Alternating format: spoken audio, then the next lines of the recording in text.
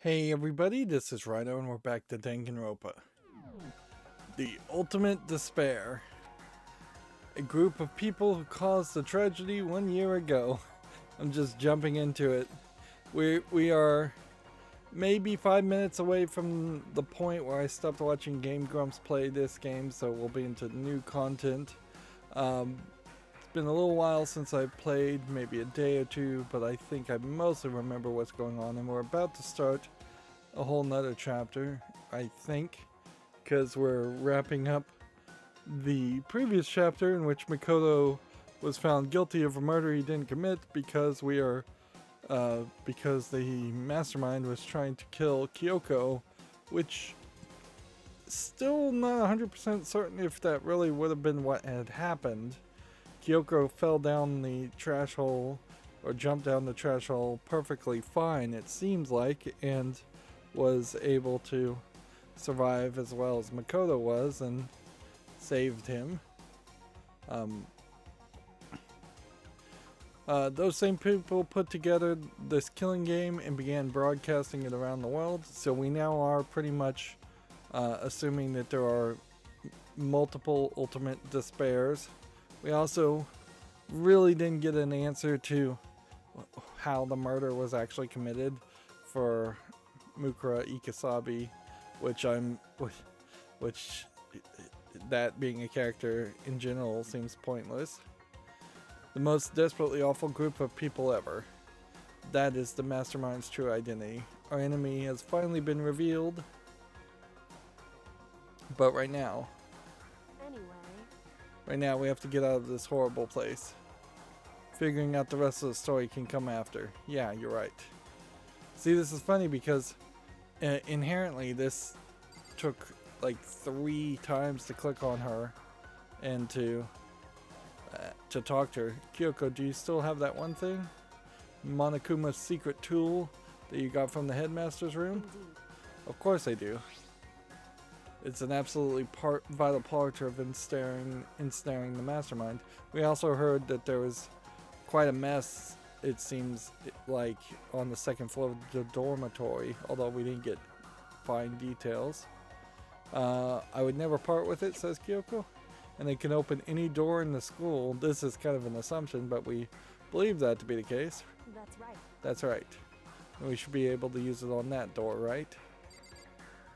And so how many times can I just click on there? Indeed. Alright, so that is the last time, like the 4th time that we clicked on that. But yeah, if the key opens any door, there was no point in Makoto taking the blame. Hey Kyoko, can you use that key of yours to open this door, right? It's true. Let's find out. There basically is no reason why there would be a lock on this side of the door unless at some point Monokuma or the mastermind thought they might actually fall into this garbage pit, or this whole pit actually wasn't originally designed to be a garbage pit. Kyoko took out the key with the Monokuma design and slid it into the keyhole. I looked at some of the achievements, by the way, and apparently I've missed one like bad ending somehow, which I could see maybe a few places where you could have gotten a bad ending. But then there is several achievements that seem like they are fairly difficult. And one of the markers we'll use for that is if we actually do get all of the presents. Because if we can't get all the presents, then, and there is no New Game Plus, then we know that the achievements are kind of BS and there's no good way to do it. Another one to take notice of is getting over 20 SP and getting through an entire trial without taking any damage. Which, again, if there's New Game Plus and I have a whole bunch of skills, getting through that first trial would probably be very easy without taking damage. Particularly if even if I had to like maybe switch to a lower difficulty. Slid it into the keyhole and then click. Yes, it opened. Indeed. Now we can get out of here. Let's go. Sounds good.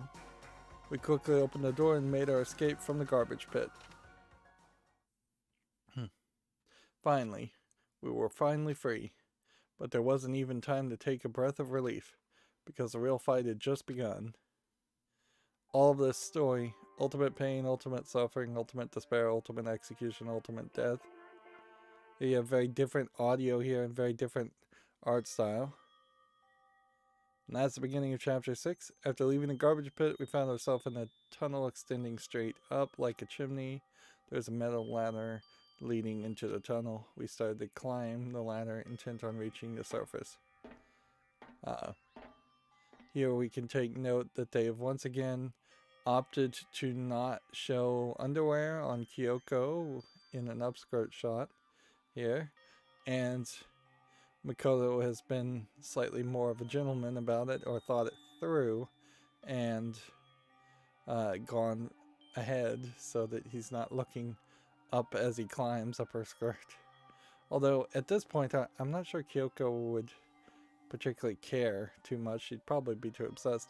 We do get to see Kyoko's boots in this, and those are fairly tall boots, and they are high heels. I guess we also get to see that Makoto's shoes are flat, which that played a role earlier on. Is there anything else to grab from this image, though? Not really. You're not seeing any faces. This, relatively speaking, should have been a fairly simple image that, honestly, I don't think you should have bothered to animate. The ladder was impossibly long. I couldn't even see where it ended. There's a lot of danger in trying to climb a ladder that's super long like this. They usually put cages around the outer parts so that you can't fall backwards and just completely fall off of it. Fatigue can easily set in, and there's no safety harnesses or anything, obviously, in this image. So, yeah, you could easily fall. Ironically, climb a ladder just to set yourself up to fall to your death. But of course we assume that's not going to happen in this story. We climbed into darkness. The passage was so dark and cramped I couldn't even see my own feet beneath me. I had no idea how far we were so far down. Don't lose your footing. If you slip, I won't be able to catch you. I suppose there is something to say about the elevation of this building, in that they go down the elevator for a very long time, it seems like, to get to the class trial, and then Makoto was shot down a garbage chute to go even further down, which kind of implies that there is either a lot of underground structure or a lot of distance underground, or something else is amiss here. Yeah, I don't know if it would really make sense to make assumptions that like they're in a spaceship, or like there are multiple schools that are just copies of each other on top of each other. Those would be things I would suspect.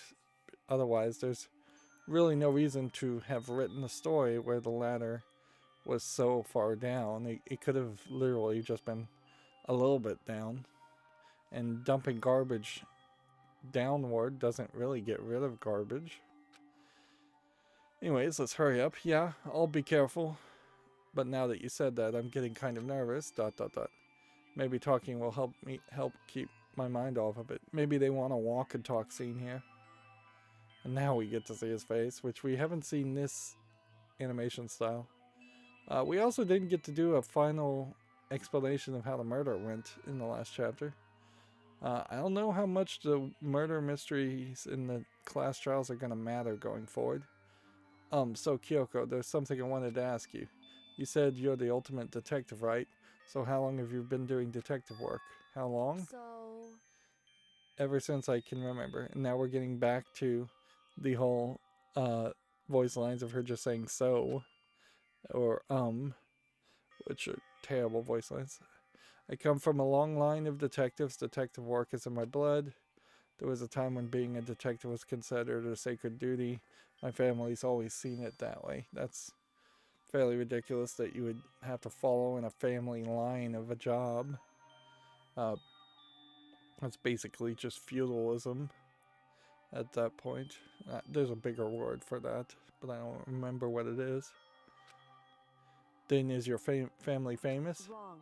Quite the opposite, actually. Even among actual detectives, many people haven't heard of us. Huh? But how come? It's like your family tradition, right? So? Right. Because we take pride in it. Pride. Indeed. A detective is neither light nor shadow. We represent neither justice nor evil. That's how we uncover the absolute truth. We stand neutral in all things, and to do that, we have to stand separate from the rest of society, which is why we have made a conscious effort to conceal our existence. A conscious effort. It's true. It's kind of old-fashioned, and I can't say it's entirely rational, but it's our family creed, and we do what we must to protect it. Because, like I said, it's our source of pride. Pride. So that explains it. Before I came here, boy, is this a flashback to 60 hours ago, plus. When I looked up info about the school online, I never saw anything about her, because she hid herself on purpose to protect the pride of her family. However, And yet, I gave up some of that pride, huh? I... In order to enter Hope's Peak, I had to reveal myself to the school. I did it knowing it was something a true Kirigiri detective would never do. But the reason you gave up that pride, the reason you would go so far to enter Hope's Peak, is because that's how much you wanted to reconnect with your dad, right? There's no shame in that. ... Reconnect?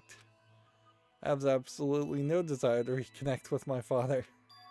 Her father is the old headmaster, is what she thinks, huh? But you're reuniting after all those years, right? You would have had so much to talk about. Wrong. There's nothing I want to talk to my father about. However, There is something I want to say to him, though. What? No matter what it takes, I have to find him and tell him face to face. What is it? So... I want to sever all ties with him.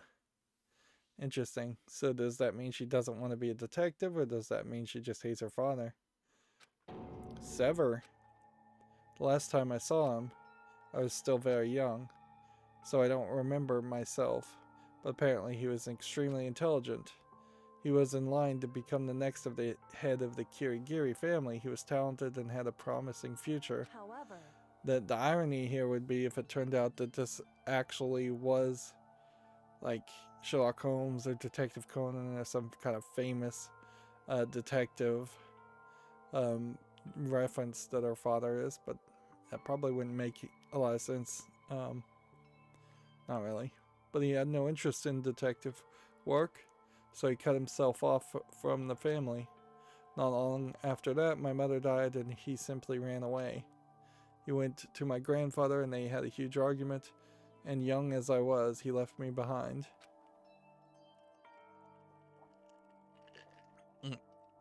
Maybe the headmaster saw a tragedy coming? I doubt it, though.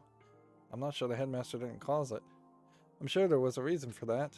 I'm sure your dad wanted to take you with him.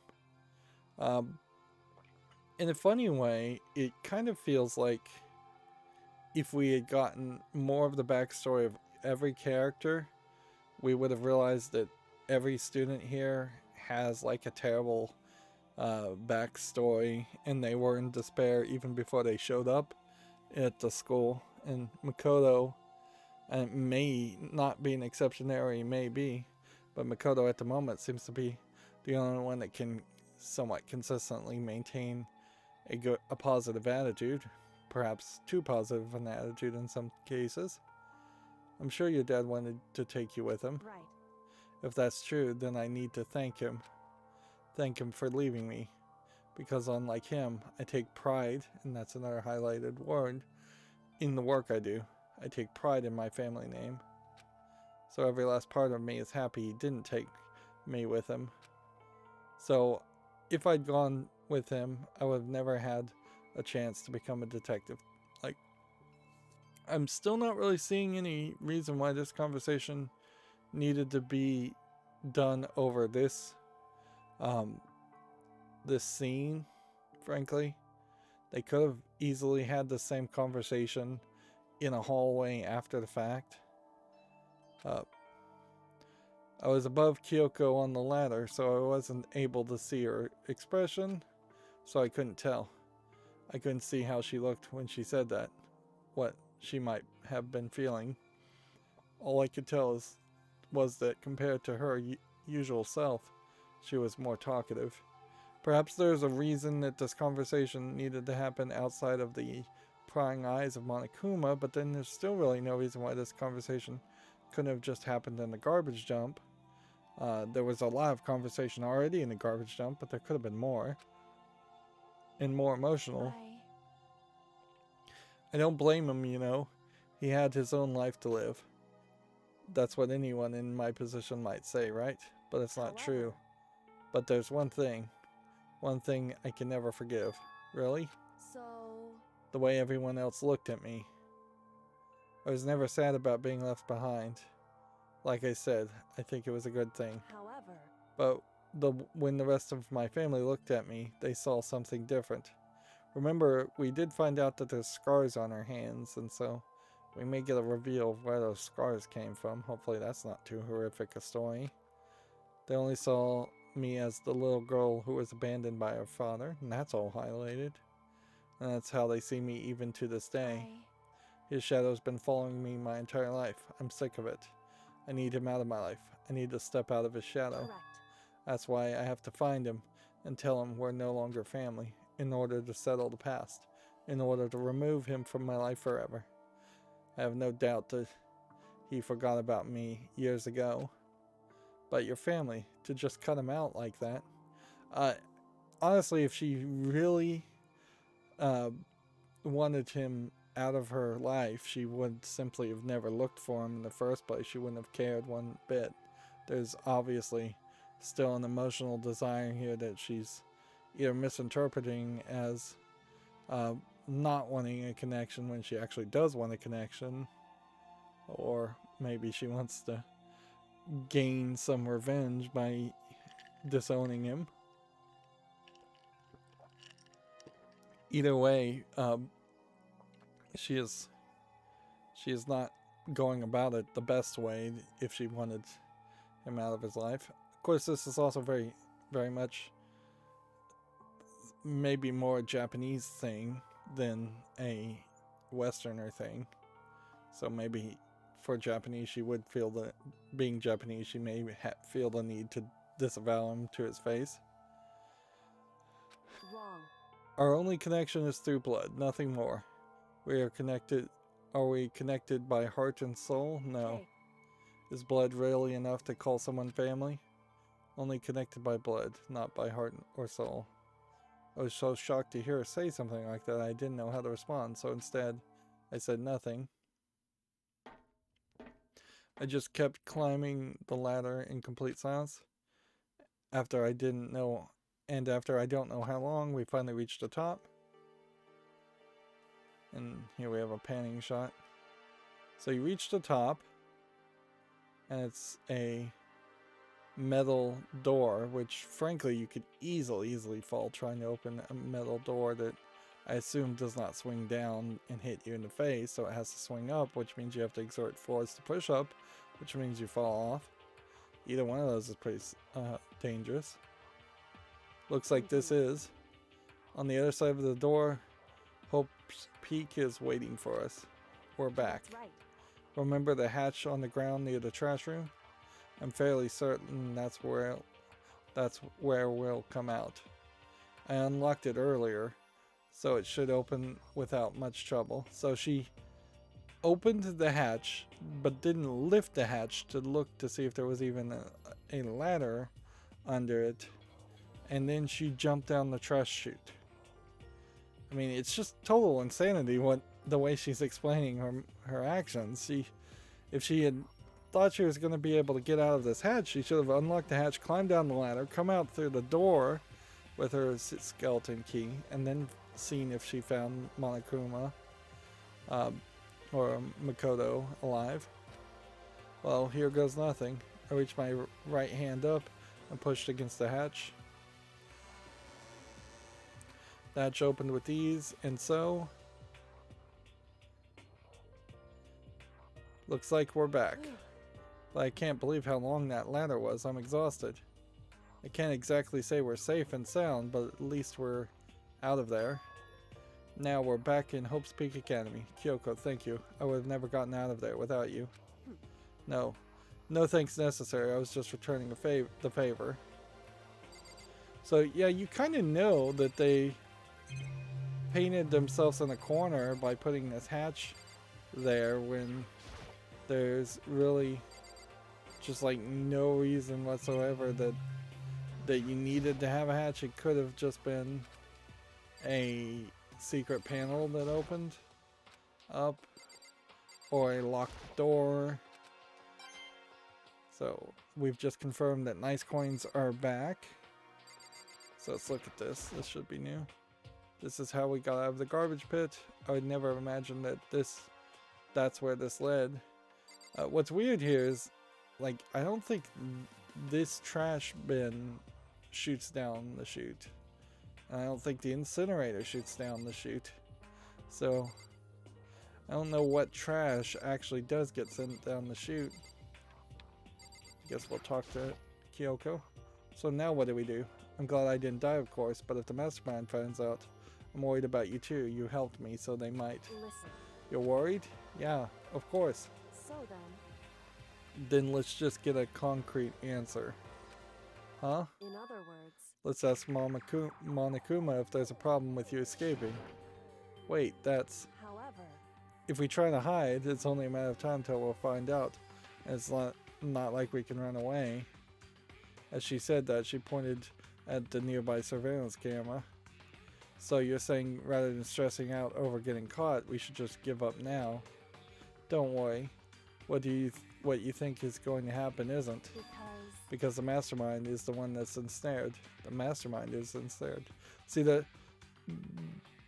situation changed a lot when they revealed that they were broadcasting all of this on TV. Because that changes the motivation and basically who's in charge. The mastermind, if they weren't being watched, could easily have killed Kyoko and Makoto, but now they don't want to ruin their precious game, so they have to play by their own rules. Although they seemingly were willing to try and kill Makoto directly earlier. Although maybe that wasn't the mastermind, maybe that was just Mukriba. You said something like that before. What does it mean? The mastermind stood exposed during the investigation into Mukuro's death. There was a moment where the mastermind let their guard down. There was? right. If we can talk to Monokuma, we can confirm it. And it'd be better for us if we go to him directly before he tracks us down. That should help with our negotiations. ... I'm still a little super uneasy about this, but we don't really have a choice, do we? Indeed. Monokuma should be in the gym. Shall we go? Let's get going. Alright. Shall we go? So, yeah. I assume the game is going to kind of jump us to the gym. No? Okay.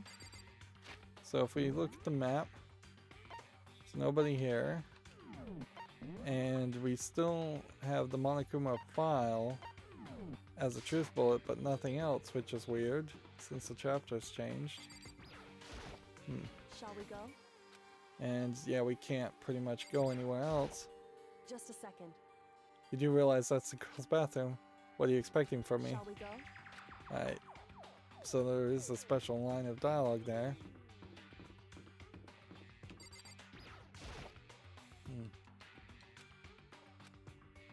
So we don't get to see the second floor, and it seems like they would pretty much just stop us if we tried to go anywhere else.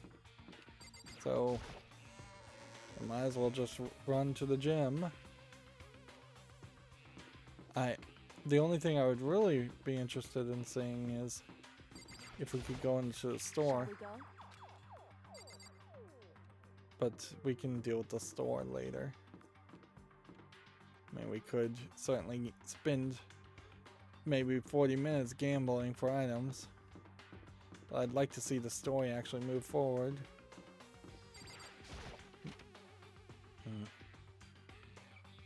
It also kind of just doesn't feel like there's anything that's gonna unlock new. Except for the second floor of the door inventory. Monokuma says, hey, hey, hey. Kyoko, I don't mind so much. But Makoto's supposed to be dead. What's he doing here? That's exactly how I thought he'd react, says Makoto. Are we really gonna be okay? You were supposed to be punished. Did Kyoko help you? What? So what if I did? What will you do? If the guilty party is exposed during the class trial, they alone will be executed. It's unfortunate, but that is the rule. So I gotta punish you again, and this time I won't leave anything to chance. Kyoko, Right. do whatever you feel you have to. What? However, But before you do, let me just say one thing. now, If you execute Makoto, that means you lose. Not that that matters to you, right? Huh? I lose? You, explain yourself. What do you mean by that? because Well, you set up this latest class trial yourself, right?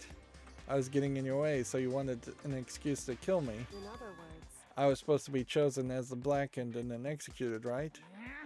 Hey, what are you talking about? however, But when Makoto chose to overlook my lie, your plane came crashing down. The result of the trial weren't at all what you were expecting. Because you never imagined that in that position one person would protect another like that. And in response to that unexpected development, you reacted by proclaiming Makoto the blackened and trying to execute him. You made the choice out of desperation, no more than that. You must have realized that Makoto, who refused to be manipulated, was a threat to you as well. ... however, But there was another unexpected development waiting for you. An entity that would throw a wrench, so to speak, in your precious execution machinery. Alter ego. This is really just a recap of what we had seen in the last episode. You never imagined the possibility of a being that could come to the aid even after you had killed it. am I wrong? Now here's the absolute truth. Makoto didn't kill Mukuro, you did. ... Listen to me. See, he's just being silent here. I kind of wonder if the mastermind has stopped controlling Monokuma and is now like running to stab them from some other corner of the room. So executing Makoto for it would surely be a violation of your rules, which I know you love so much. If the blackened is exposed, they alone will be executed. That's what you told us, right? And that means I lose? You talk a big game. You're saying the blackened is me and not Makoto. Well, And you can prove this, right? Well, that might also explain why Monokuma is half black and half white, is that he is blackened and killed somebody at some point before the beginning of this whole game. Well, No, I can't. Don't just say it like that. What is this, a comedy routine to make such bold claims without a shred of that evidence? doesn't matter. I don't have any right now, but with a little more time I guarantee I'll find some. That's right. Because no matter how deeply you try to bury it, there is only ever one absolute truth. And now you're trying to talk like some kind of famous detective type? Because If Makoto really was the killer, he would have never come to you willingly like this. He would have feared for his life, feared another execution. He would have tried to run and hide. He would have been gripped by the despair you so love to inspire. however, But here we are, confronting you with nothing but hope in our hearts. And that's supposed to be enough to convince me in the absence of evidence? indeed.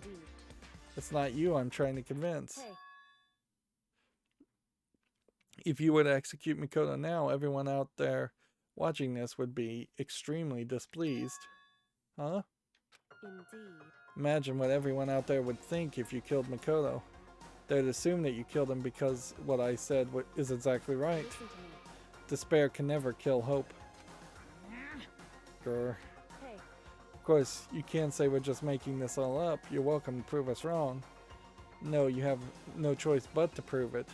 Because if you kill Makoto without proving your own innocence, you'll be accepting your own defeat. Sure. Of course, the twist could be here is that maybe Monokuma can prove his innocence and it's some other mastermind that killed him. If you want to earn our despair fair and square, then I suggest you take my advice. ... So what is this advice of yours? To do Mukuro's trial over again. This time, you follow the school regulations and ensure a fair trial. It's time for one last showdown. One final battle between hope and despair. And see, if this is chapter 6, and there's more than a chapter 6, and this isn't just like the end of the story, then this kind of feels like this would be the last class trial. Well, that would make for a proper climax, wouldn't you say? A fair trial, one last showdown. In other words, this would be our chance to expose the true identity of Mukuro's killer, of the mastermind themselves. But what reason would the mastermind have to accept the challenge? They'll probably just execute me without another word. ... Hey, interesting. Very interesting indeed. He's back to bear puns. Barry. What's wrong? I was getting bored, so I decided to change things up a little. So time for bear jokes. Him doing the bear jokes does make it feel like it is the same Monokuma or the same mastermind controlling Monokuma, but this also might be a case where 2 or 3 people swap in and out controlling Monokuma. Now, what you're suggesting might be possible. It certainly would make for a honey of a climax. In other words, Does that mean you accept? You guys? If we do things your way, that'll be enough to convince you and the viewers, right? That would cause you unbearable despair. Then I'm prepared to agree to your terms. Will your hope win out? Or will my despair claim victory? I can barely contain myself. Let's have one final grisly showdown. He agreed. Then we still have a shot at this. But this is the long-awaited climax, right? Just guessing the killer is barely a fitting end. So for the final face-off, you have to unearth all the mysteries that have been buried here. All the mysteries? That's right. Every last mystery that's pawing around the school. If you can do that, then that'll be enough to qualify as a victory for you. it's true. That's what we've been trying to do all along. Okay, well good. Then let's bear it all. If you can claw your way to the truth of Mukuro's death and solve the mysteries of this school, then you win. But if you can't do all that, we'll face execution, right?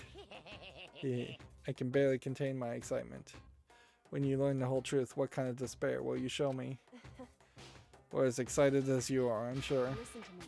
When we've uncovered every last truth, how will the ultimate despair reveal their own despair? Honestly, can't believe how this has all turned out. Hey, But before we get started, I want to clarify one more thing. Do you remember the rule? When one student kills another, that's when a class trial is held? What's wrong? I remember that for sure. So what? hey, I just wanted to confirm that is what you said, right? And it's a true statement. Eh. You don't have to be so suspicious. I've said it before, but it bears repeating. Everything is based on the school regulations, and having a trial for Mukuro is no exception to that. Huh? Mukuro's trial is no exception, then it's part of the regulations. Which means that whoever killed Mukuro... It's a very polarizing approach, I know. But okay, enough puns. Anyway, here's a hint. I'm sure I told you this already, but the killing game began with 16 participants, all of them high school students. And the only people to take a single step in Hope's Peak since the killing game began are those 16 students. What? listen. Are you telling the truth? ... Why'd he go quiet all of a sudden? ... Pew pew. I'm done talking. I've got nothing left to say to you. So get lost, would you? Why so mad? Whew. He seems emotionally unstable. Now you're thinking that? Leave me alone. Get out of here. Okay, I'm going. You're really gonna let me go? ... Oof. I don't care anymore. You're all gonna get your punishment later anyway. I need to start getting ready. A super duper extra special punishment, overflowing with despair. Pew pew. Hey. Come on, Makoto, let's go. Okay. They filled the whole 2 lines of dialogue with him laughing, but they didn't voice it all the way. Monokuma's unstable laughter seemed to cling to us as we walked away, and just like that, we're out of the gym. So, are we going to get any free time in this chapter, or is it just going to be straight up investigations? ...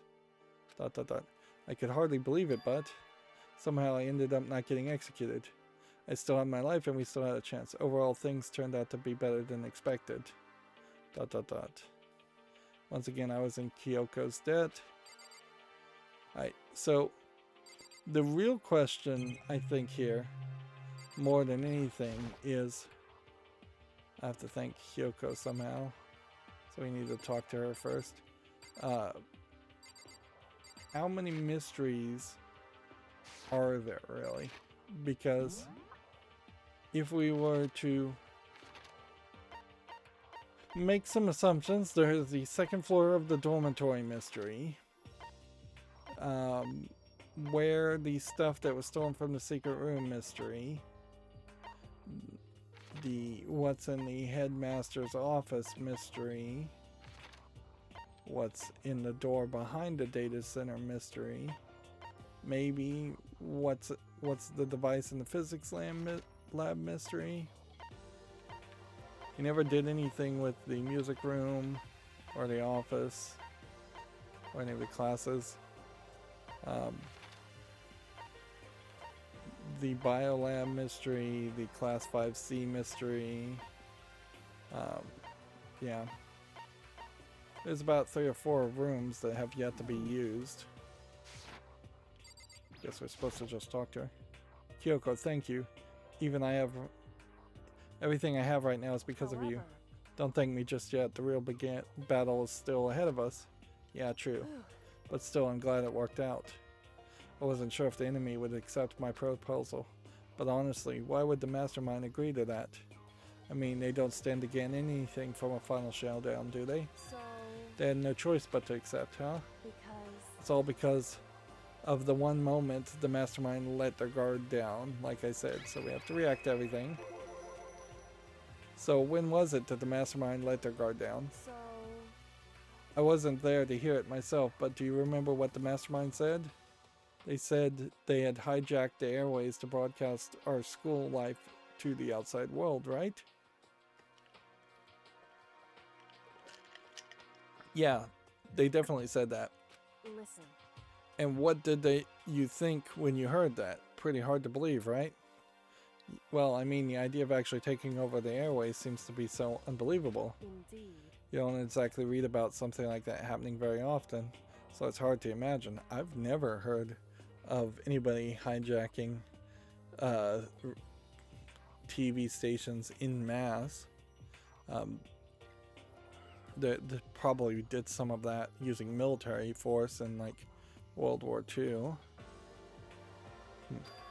In other words, that kind of thing is extremely difficult to pull off. However, And yet, somehow, the mastermind was able to do it. So, is the mastermind the ultimate hacker? Or radio technician? Or TV broadcaster? Or the ultimate genius? See, genius would be a little bit unspecific. in other words, But think of it another way. There must have been some reason they had to do something that difficult. A reason? Interesting thought. so They had to show the world something, no matter the cost. Us killing each other. Why do they need to show despair or teach despair to the world? Like, I'm thinking either a virus happened and it made all humans numb to the concept of despair, or peace broke out and the world outside is a paradise, and thus they're not human anymore, and they don't normally do normal human things like procreate and have children. Maybe that's it. Or maybe the mastermind can't survive without feeding off the despair of other people, and people are getting happier. Like, there's a lot of high sci-fi concepts that would explain it, but none of them really fit in this story. Although the story has been fairly light on actual story or revelations. Anyways, they wanted to show the world. It would seem The mastermind has been very adamant about not killing us directly, but forcing us to kill each other. And all the rules and regulations were designed to encourage that. This is messed up. It just occurred to me.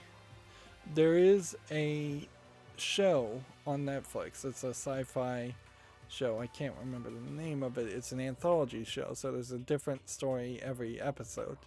And there is one episode called White Bear, where literally they punish someone by erasing their memories and making them run through a ridiculous scenario.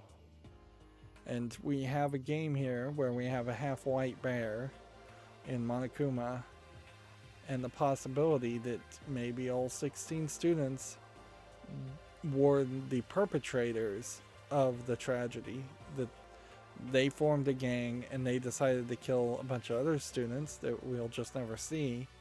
And so, as a form of justice, Monokuma has erased the memories of these people and made them play the killing game to kill and punish each other.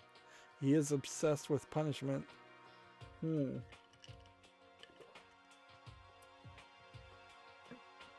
That would bring an interesting moral quandary, because if, say, Makoto and Kyoko were nasty murderers in their first life, and then their memories and what affects their memories, their experiences in Hope's Peak Academy in this death game have changed them and made them nicer people, it's kind of hard to root for somebody who maybe is reformed because of a memory wipe.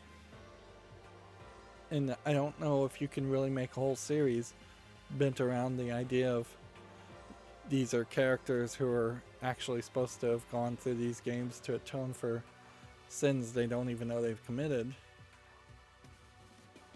All the rules and regulations were designed to encourage that. I guess what I'm saying about the sci-fi show White Bear, which is a live-action show, or the episode called White Bear, is that maybe they stole that idea from this game. The timeline would have lined up with that. Well, that would be a shame if it is exactly that. We are frankly too early into the story to have any kind of correct guess as to what is going on. Anyways, let's get back to reading. And all the rules and regulations were designed to encourage that? Yeah, that makes sense. If those stupid regulations didn't exist, nobody would have killed anybody. in other words. So the mastermind's ultimate goal was to make us kill each other and show that off to the world. Well, we assume that's the case, but remember he also said that they could just give up on any hope of an outside life and spend the rest of their lives in the school. And had they chosen to do that, maybe that's what he wanted to show the outside world, is that they can live a life and the human race maybe can still survive after some kind of apocalypse. Yeah, that is a possibility too. Like, maybe Monokuma's goal was the opposite of what he seems to be implying.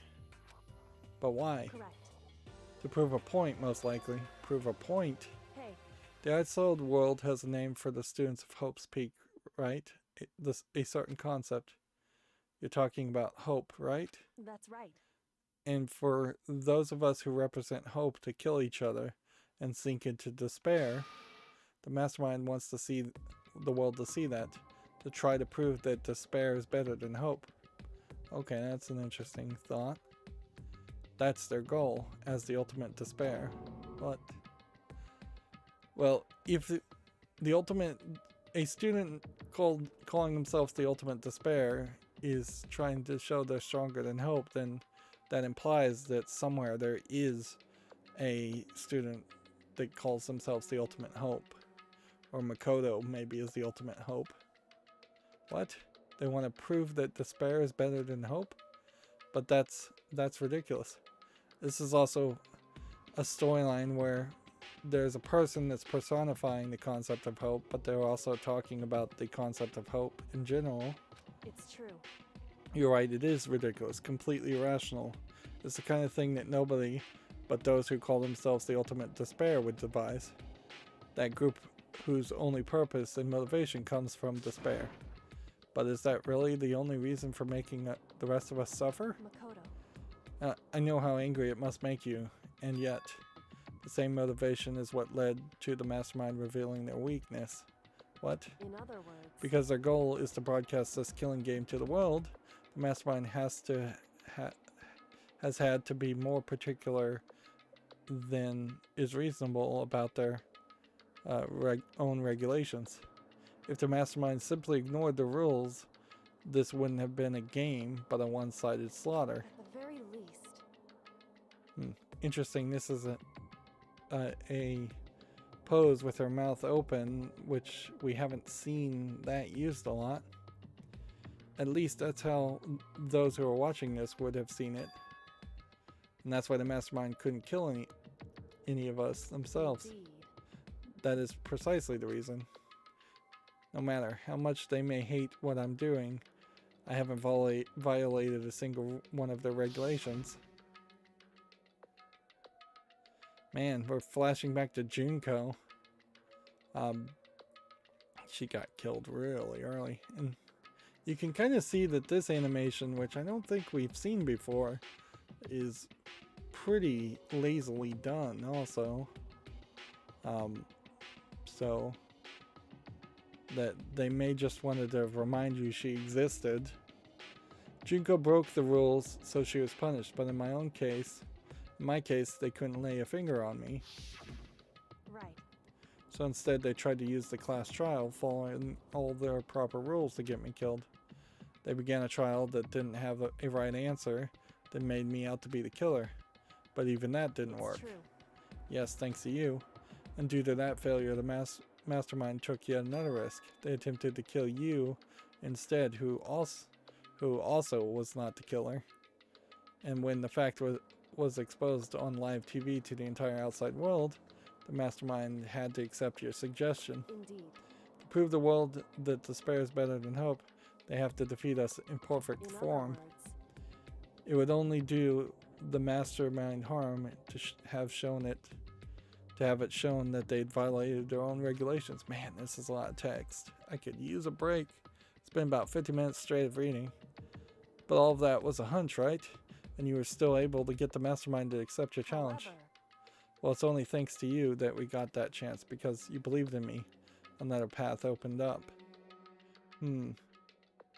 So I guess maybe there is something that would have gone differently here had I let Kyoko take in the fall. Still, I can't believe how much of the mastermind's thoughts and plans you were able to figure out. I didn't have the slightest clue. wrong. In the end, though, I couldn't prove any of it. It was just my reasoning. Essentially, I was making a bet. But it looks like I got it right. This time, at least. I won the bet. She let out a quick sigh. I took it as a small sign of relief. To be honest, I haven't been that nervous in a long time. I couldn't tell that you were nervous at all. You seemed totally confident from the moment we decided to go talk to him. Well, presenting strong demeanor is a fundamental part of negotiation and persuasion, wouldn't you say? Plus, if I showed my uneasiness, that would have just made you that much more uneasy. Yeah, you're probably right. How pathetic. However, Anyway, we can't relax just yet. all we've done is earn another chance to fight. We have to win this time, or everything we've gone through will have been for nothing. You're right. If we can't defeat the mastermind, it will cost us our lives. There's no option except to win. But before we begin the final battle, we have to tell the others what's going on. True, but now that we know who our real enemy is, all we have to do now is work together with everyone to destroy the mastermind. Work together with everyone? However, Is that really possible? Huh? anyway, Right. Right now we have to go find the others. shall we go? They're probably in the dorms somewhere. Shall we go? You know what would be funny is if we start going into other areas and we just find that that they are all dead, and Monokuma has just one by one, or the mastermind has one by one killed them all.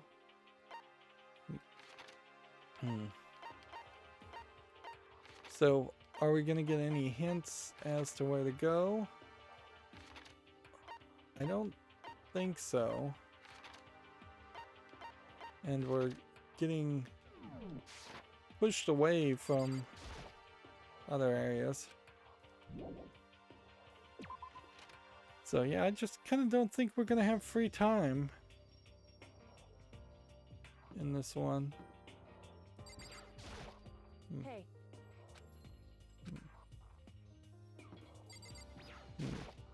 hey, So now it just wants us to go to the dorms. Well, I could use a break. And it seems like the game is going to let me go into the store, so let's take a moment to search everything around here and then see if we can maybe get the last few presents that we need.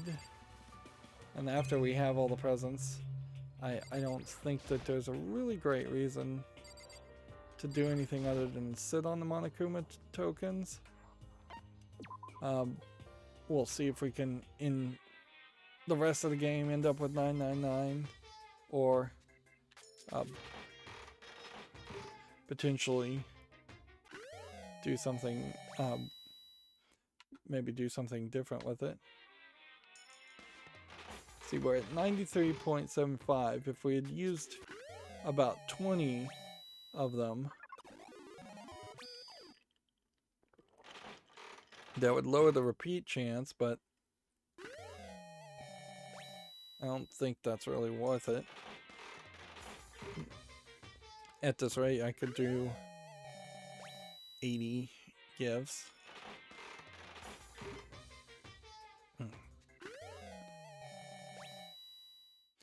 And undoubtedly, we know that there are gifts, that there are presents that you can't get from the gacha machine. We've never seen the repeat chance go down, however, only up, so there's been no indication that there's a chance you would get new items after a specific chapter.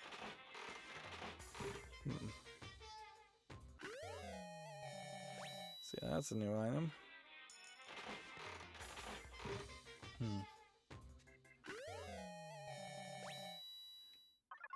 Yeah, unless we had enough coins to go all the way down to a 0% chance of getting a repeat, which I don't think we ever could do, even if we used 99 tokens. There's really not a good reason to ever use more than one coin.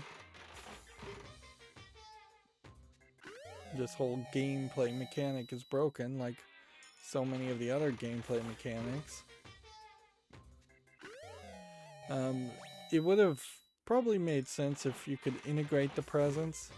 Like, one present gives you one continue, or one present gives you one heart, or you could give gifts in the actual classroom trial.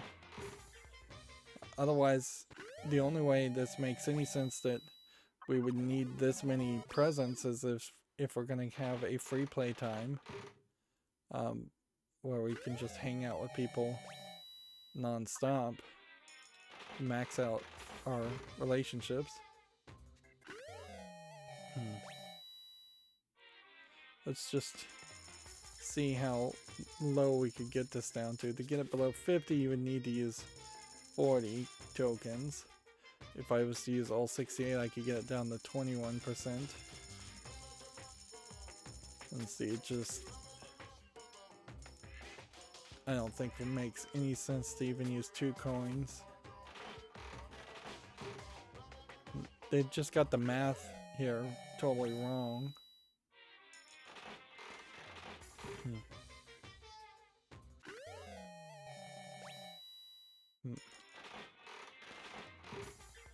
What they could have done also is just had a shop where specific presents cost a specific number of tokens and you would just buy them from a vending machine instead of from a gacha machine. This is very much a Japanese thing. I bet the Japanese somewhat enjoyed this gameplay mechanic where I think it's pretty pointless and stupid.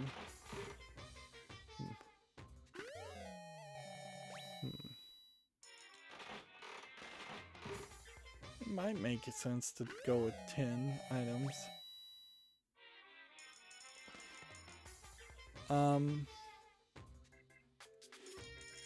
If I went with 10 coins, that gets down to an 85% chance.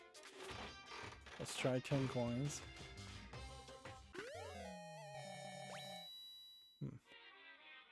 Nope. I don't think that was a smart move. If we can just get to that last 98%, 99%, then I could dump all the coins into it. But then you also have a chance that you might accidentally still be 99% away.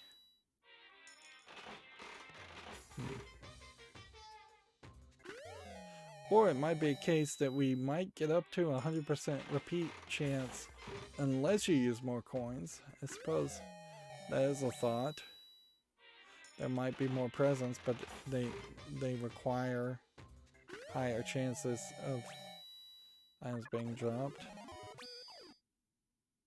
This whole system needs to just be sped up. It's a waste of time.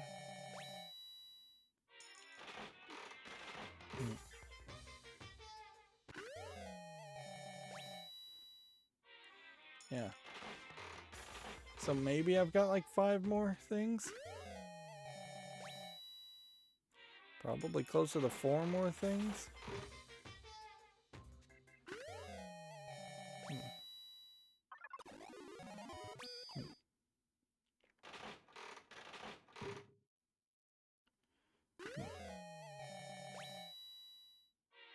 I'm getting extra presents.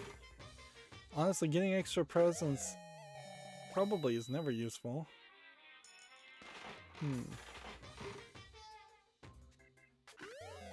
Yeah, the whole thing really doesn't make any sense. And let's say there was a New Game Plus scenario where you have to gain the interaction points back in free time. You still, in that scenario, wouldn't have enough time to give all the gifts. Anyways.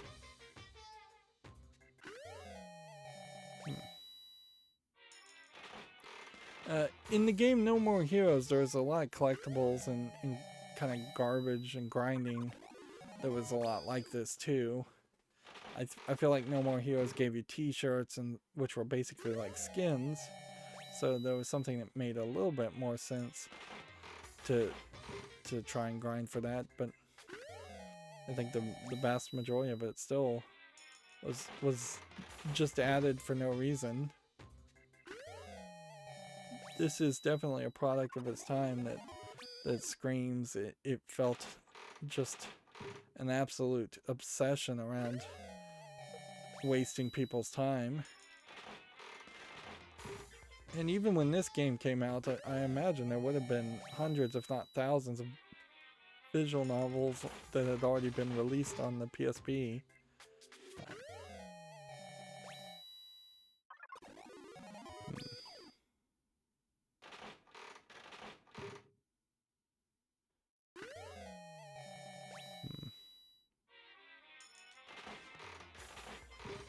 I could do 3 10s. And 10 coins gets it down to 86%, a 1 in 5 chance.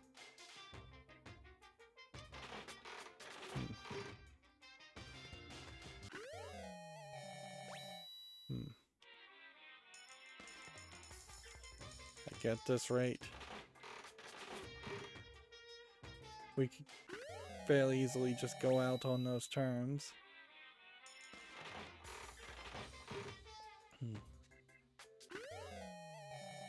So yeah, this chapter doesn't feel like we're gonna get all the items, which I guess if there isn't another trial and we don't get any other Monokuma tokens, we may very well just not be able to get this achievement, which that might be fine and dandy because that might also point us to not bothering to try to get any of the other achievements, particularly since we know there's an achievement for getting all the other achievements, and we know that Steam only highlights games that you have 100% achievement completion with anyways.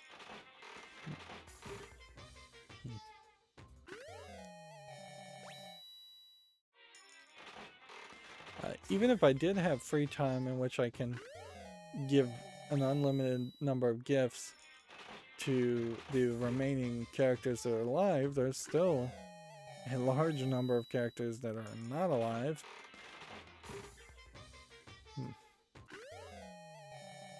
So I don't know how you would ever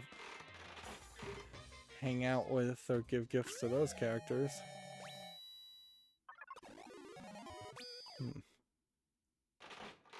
Last chance to get something unless we get another lucky.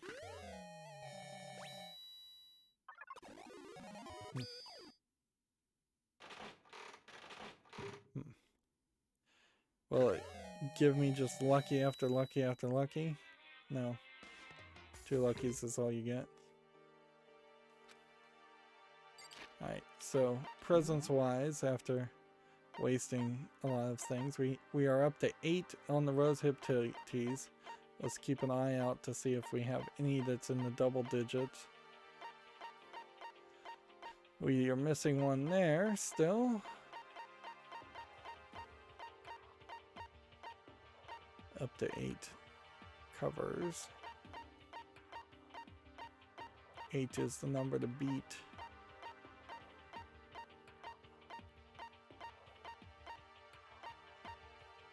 We have 0 fun planes. Still.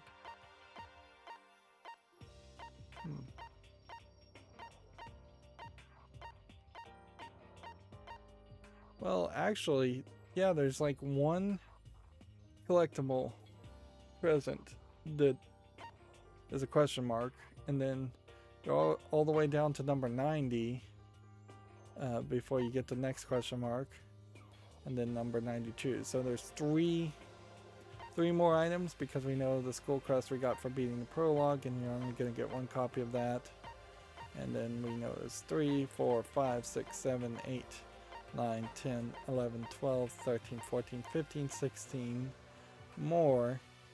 So I don't know where those presents are going to come from, but maybe where those 16 presents come from are when you fill out your relationship completely with the characters and they give you a present back, which would make a lot of sense. Like, was that always labeled as the Despair Hotel? I don't feel like it was. Yeah, it may very well be a case of, well, I don't know where we're supposed to go, so we might as well just start looking, I guess, in places. Dining hall seems to be the standard place to go to meet with people. And suddenly we were greeted with, interesting, we have a whole bunch of gibberish text here, unless this is supposed to be a code. If it is supposed to be a code, I don't know how you'd be able to actually unencode it. You again. Let's see, 103.2.1255. That sounds like an Internet Protocol version 4 broadcast address. The last digit being 255. So is this possible that Alter Ego maybe has taken over or hacked into Monokuma? Is he broken? I suppose his emotional instability reached its limit. Yeah, there's just not saying anything. Jeez, what the heck? However, Wonder what that was all about. I couldn't help but let out a sigh of relief. ... Ah. is that Makoto? And so now we have the 4 other characters. How many of these characters do we like? Well, I don't like Byakuya. He's a stuck-up jerk. I don't like Toko because she's a foul-mouthed psychopath. I don't like Genocide Jill, although I do like Genocide Jill more than I like Toko a little bit. But she's a psychopath killer. I don't like Yoshihiro because he's an idiot. And Aoi is fine, but she's kind of emotional, and she's also often just used for sex appeal with the big bust. But yeah, she's probably the only character besides Kyoko we like. So if this was going to go down the path of a romance path, Aoi and Kyoko are pretty much the only 2 feasible matches left, and I wouldn't be surprised if Kyoko dies in some brave way and it turns out that at the end of the story Makoto and Aoi do end up together, and maybe Yashihiro's prediction that they would have share the mother of children, so like Aoi might have children with Makoto and then have children with Yashihiro, although that very possibly was just something he made up. You guys! This is voiced, so we'll just let him speak out loud. There's no 2 ways about it. That's Makoto. You survived? Jeez, you're like a stubborn little cockroach, you know that? I'm just asking to make sure, but you're not a ghost, right? Everyone that was there, all my friends, they've been banging on about them all being friends. There was like literally no point where these characters were established as friends. And there really should have been that, I think. Like, there should have been, in the prologue, everybody having a party with a big buffet, or something, and really getting to know each other and liking each other for maybe an evening, maybe you even take it to a few days, maybe even take it to a few weeks before Monokuma even shows up and tells them about the death game, or before they even realize they can't leave.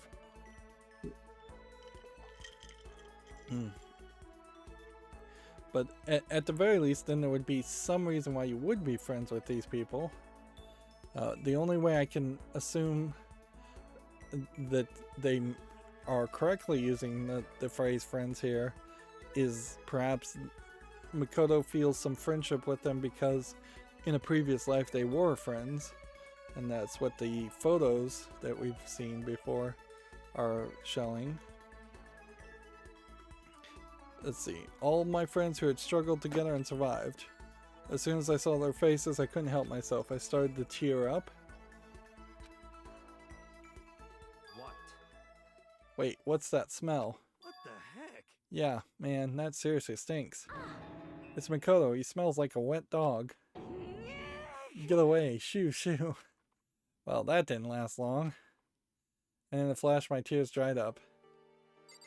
Alright, so they're not dead, which I thought maybe that would be an interesting thing, as if all 4 of them had died in some kind of murder mystery.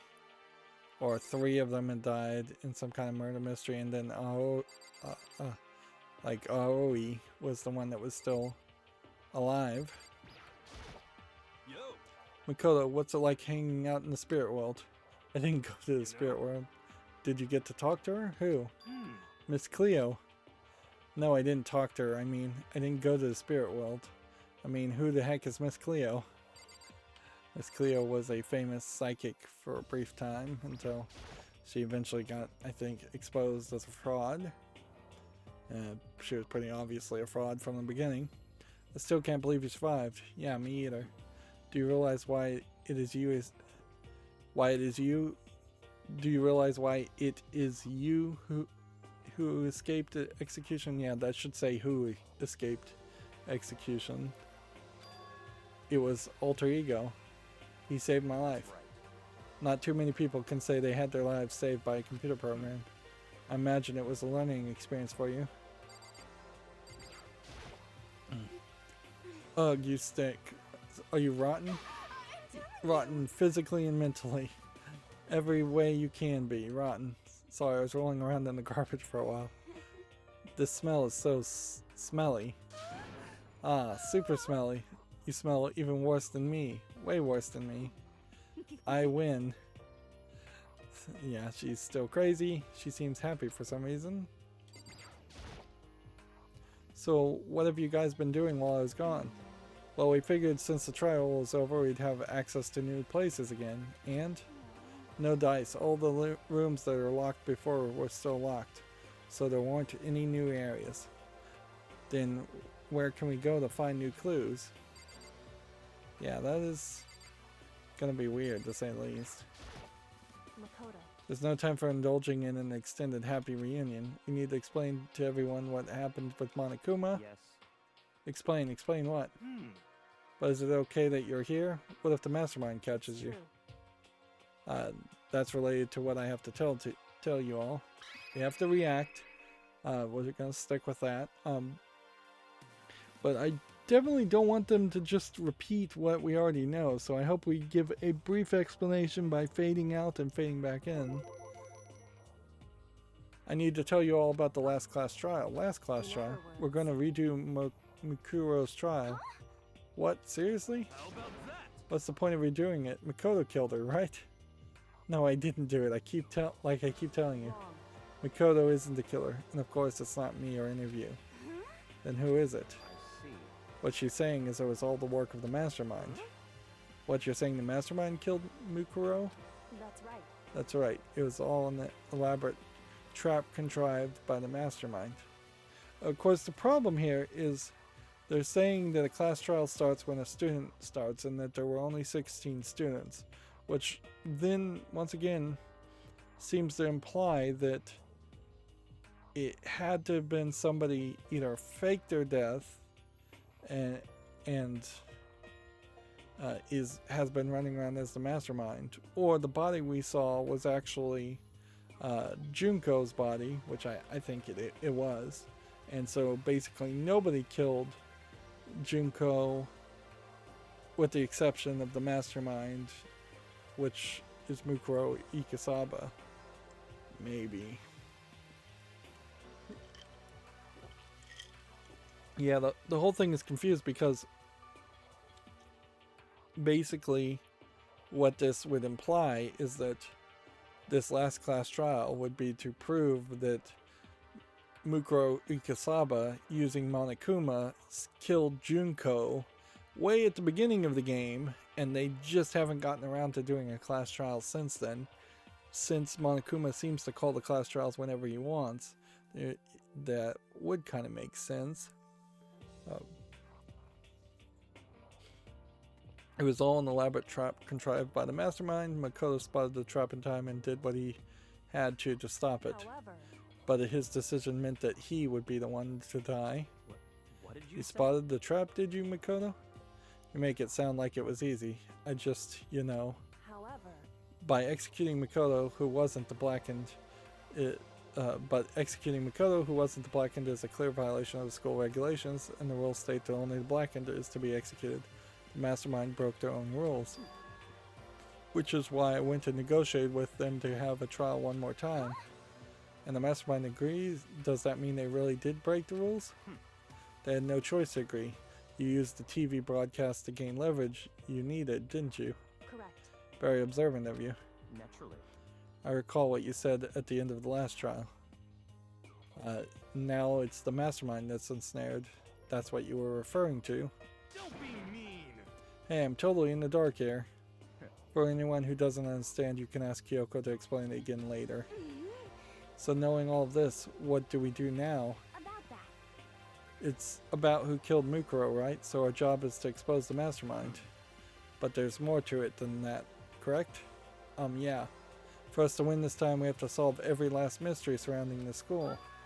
Every last mystery? But we've been looking around all this time and we still don't know anything, right? Anyway. You probably guessed already, but if we lose this time, everyone dies. Everyone? I don't think Monokuma actually said that, but hey, who said you could agree to those terms without talking to the rest of us? I'm fine with the things they are the way they are. I'm fine living here forever with Master. I meanwhile want to get out of here as soon as humanly possible. Anyway, at this point, the only way for us to survive is to unravel the truth. In other words, one decisive final battle. A rather interesting development, I'd say. But figuring out who the mastermind is and how they killed Mukuro and all the school's mysteries, it's a pretty freaking tall order.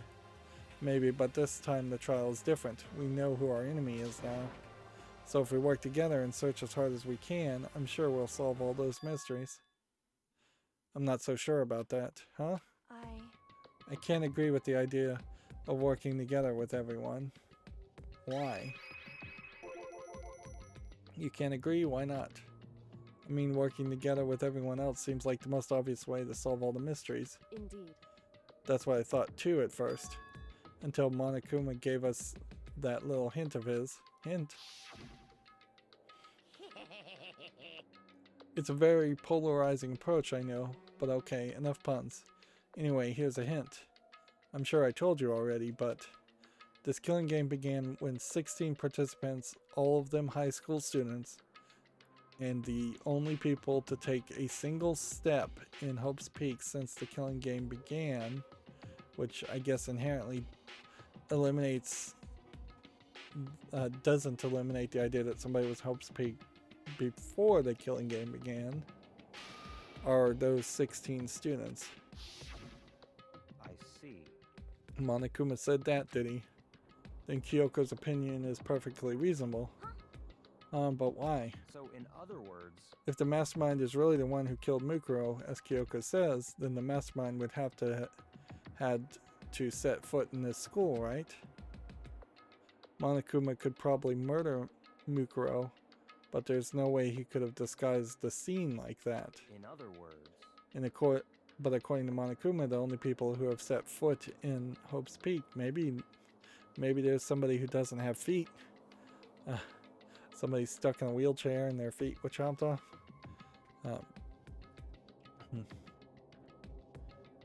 Let's see. Are the 16 students who've been taking part in the killing game? Then the mastermind is... There were 15 of us in the main hall at the very beginning. Do you think there's any possibility that it... I mean, it could be the fashionista or Sayaka. I mean, it could be anybody that was killed. It could be Leon. But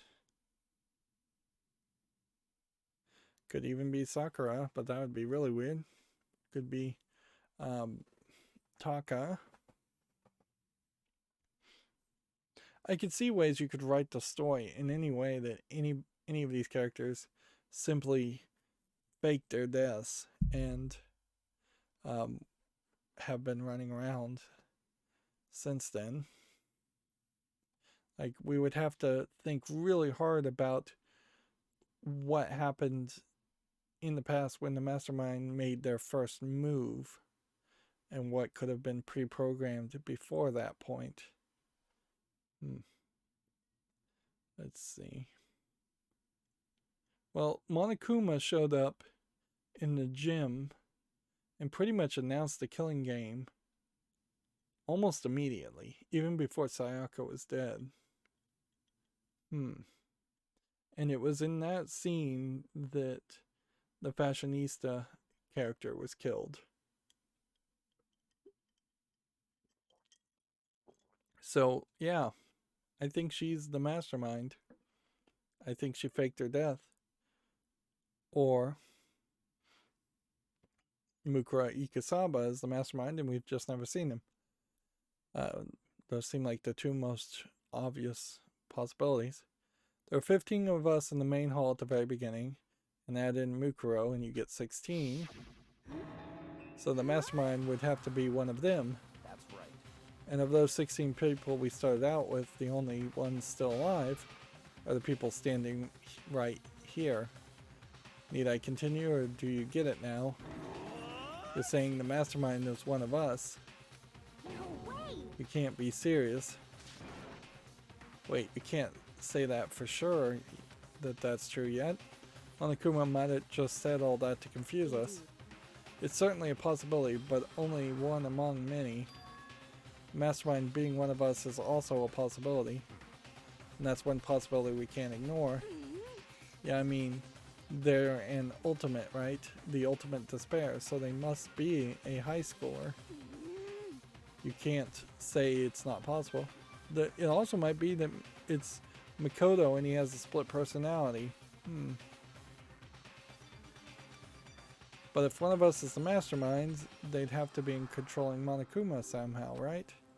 But did you ever see anyone acting suspicious anytime Monokuma was active? Well, Maybe they snuck off and controlled him in secret. I don't care how sneaky you are, we would have noticed someone sneaking off that many times. Maybe Monokuma was on autopilot. Maybe they've loaded it up with all the dialogue and actions beforehand. In that case, there's no way he could have had all those back and forth conversations with us. Well, it wouldn't be entirely impossible if they directed the flow of the conversation. Well, maybe, but still. And I guess we're going to have the class trial announcement starting now, or are we just calling it a night now? This is a school announcement. This is different. Also, at some point we realized it was nighttime, but before we didn't know what time it was. You've all probably figured this out by now, but This is definitely different dialogue. at this point, the killing game has now entered true ending mode. And I think that is a fourth wall breaking point to say I made the right choice and went into the true ending. So almost certainly I would guess you would have gotten a bad ending had you revealed Kyoko's lie in the last class trial. Which means if you want to get that achievement, you probably have to go back and actually reveal her lie and see what happens. I'm not sure that's really going to be worth the effort. So, in the name of fairness, I will unlock every room in the school. Interesting. Look wherever you want. Solve the mystery in whatever way you see fit. And see if every room in the school had some kind of escape the room puzzle to it or mini game puzzle to it.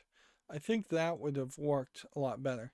Heck, if every room just had hidden object puzzles to them and you just had to find 15 items to find the one important item, that would have worked, I think, better than the Danganronpa Truth Bullet minigames that we're doing. Yeah. I could see potentially this company having just hired out a developer of a hidden object game and having them design different puzzles for each room.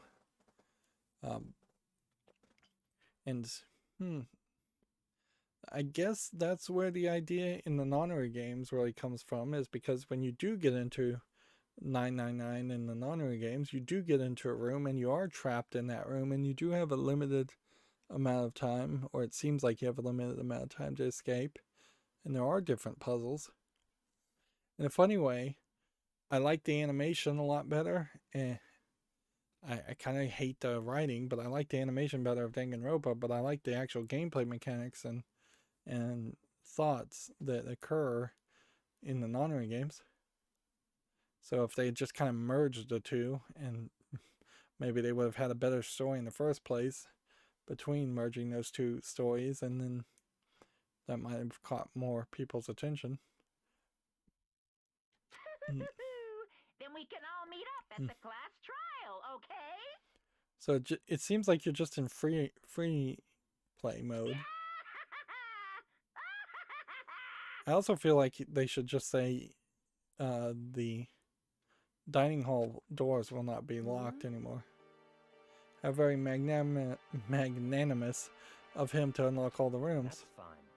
Then the time for talk is done. We need to begin our investigation, but I was planning on working on from the beginning anyways. In the name of my family. At this point, I can rely only on myself, on the Togami blood flowing through my veins. Wouldn't it be funny if it turns out he wasn't actually a Togami, and Kyoko actually was? Or if all of these people are related to the Togami family, or all related to each other in some weird way, like familiar-wise. I have no time to worry about the rest of you. Each of you must uphold your responsibility. Well then. After making his final statement, Byakuya left the dining hall. God, master, he didn't take me with him. Do you blame him? Without master, the rest of you are like coffee with cream without the cream, or coffee. You're totally useless. So bye. With that, Toko trudged out the dining hall. And now she's gone. Are you gonna go off by yourself, right, Kyoko? Indeed. That's right. Which just leaves Makoto, Hina, and me. ... In that case, I'm gonna go by myself too. Just a second. Wait, how come? How about that? Just wait and see. I'm gonna use my totally awesome spirit power to figure out the mastermind's identity. Laughing loudly, Hiro left the dining hall. Everyone's really going off by themselves. What about you, Hina? I suppose it could be Hina as the mastermind. She has been the one character who has completely been uninvolved in any of the investigations. She has always volunteered to watch a body and do basically nothing. She sometimes makes comments in the class trials, but her biggest interaction was being upset that Sakura had been dead. If that was all an act, that would have been a great act. It also would have potentially caused her to kill herself, but that would be weird. What about you, Hina? I guess I'll do the same thing. I mean, it's not like I don't trust everyone, you know? But up till now, I haven't really been all that useful. I just depended on Sakura and everyone else. You're not useless. If you hadn't been here, I would have died. Makoto? I mean, that's really nice of you to say. But still, I know I've mostly been totally useless. Okay. So I figure, at least here at the end, maybe I can find something that will help us all get out of here. Like, this is kind of the point where splitting up makes the most sense, because they just probably don't have time to stay together. And there is no big suspicion that another murder is going to happen. If another murder does happen, then, well, that's going to really suck. So I'm going to go off and do it on my own. Okay, see you later. Hina was surprisingly high spirits as she dashed out the dining hall. Once again, it's just us two. Indeed. Alright, well, let's... So you're gonna go off on your own too, right, Kyoko? Well, don't misunderstand. Just because we're going to do our searches separately doesn't mean we still can't work together. That goes for all of us. I think I see what you mean. Doing our own investigations doesn't mean we can't work together in the end. I should just see it as splitting up to cover more ground, and then we can come back together and share what we found. Yeah, that's right. So then. Well, I better get going. I have an endless list of things I need to check. Monokuma said all the doors in the schools have been unlocked, right? So we should investigate every nook and cranny in the school. We can visit all the places we couldn't go before. Makoto, no matter what it takes, we have to uncover the truth. By any means necessary. With that, Kyoko is gone, leaving only me. I don't have time to waste either. I have to begin my search. I still can't believe the mastermind might be one of us. So that's what I have to prove. I'll prove the mastermind isn't one of us. I'll expose the mastermind's true identity and solve the mystery of this school. And then we can all escape together. So yeah, it's just... I guess I'll start by taking another look at the Monokuma file. Due to the explosion, the victim's identity is unknown. They were, however, dead before the blast. The victim was stabbed with a single... the victim was stabbed a single time with a knife. Which maybe means it was stabbed multiple times with spikes instead, which went completely through the body. They had also been struck in the head with an object as thick as a metal pipe. No, because if it really was the fashionista that was struck in the head, then she would have had to fake her death and been the mastermind and been struck in the head with something as thick as a metal pipe. The body was covered with other wounds, but these were at least several days old. Well, that would be the fashionista again. Once we find out who killed Mukura Ikisaba, then we'll know who the mastermind is. So where should I start my investigation to figure out who killed her? I guess I should start with the rooms that were locked up until now. The headmaster's room, the biolab, and the door in the data center with Monokuma's face on it. Oh, and the second floor of the dorms where the gate was down before. That should be open, right? After that, I have to double check the areas that are connected to the murder, which means the garden and the dojo. Okay, time to get started. So we now have places to check.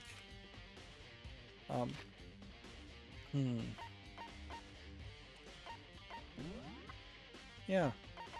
So unless we get free time after the fact, I don't know. You see, Junko in her hair is wearing a bunny, not a bear. She just wanted to check that. That would be very, very obvious if she was wearing a bear. Alright, well, as stupid as it may sound, we need to also just investigate some things as far as where Monokuma tokens might show up.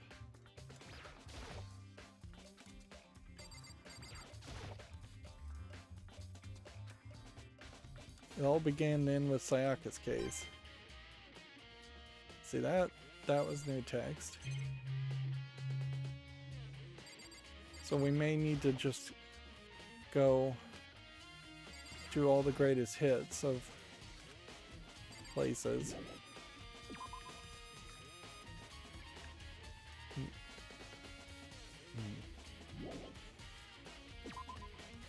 And like I'm questioning certainly as far as just how much of this is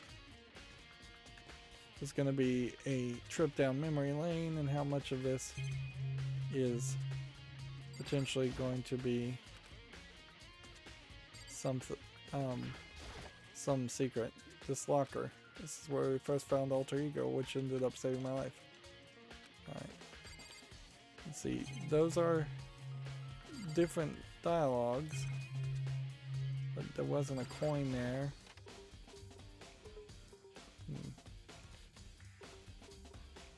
We never did anything in this room. Which is kind of understandable. We also never did anything as far as breaking.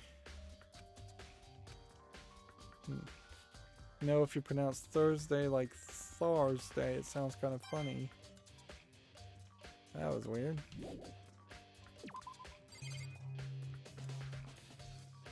Yeah, maybe there's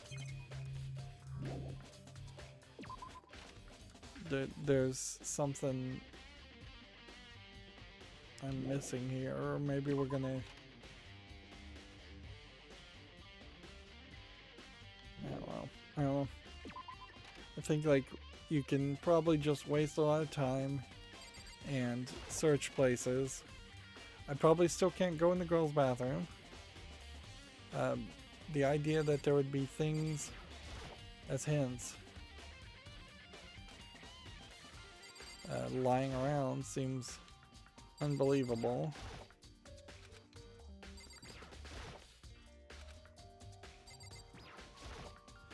Probably am only gonna at most get a few coins. I kind of wonder if I can get into the bedrooms of the characters, because if I could do that, then that could be entire mysteries on top of mysteries. What was this one? What did this say? You know, all this time the swimsuit's been here. I never found out whose it is. Let's see. Ah, it has Hero's name written on it. I've been lied to in so many ways. So the name is written on the front. Hero, as in Yashahiro, or...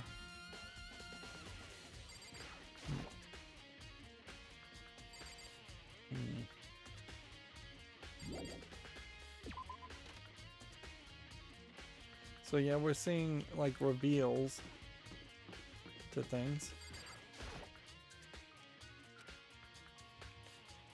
Even though the door is wide open, I still wouldn't be able to go inside. They obviously were so proud of this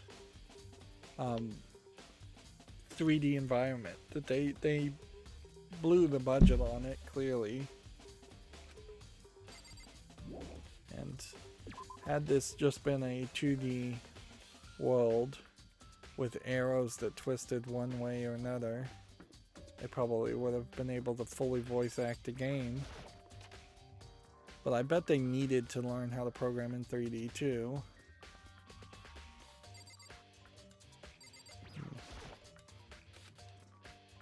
Now, are we gonna go down here? Yeah, I don't think so. We had already kind of investigated this area.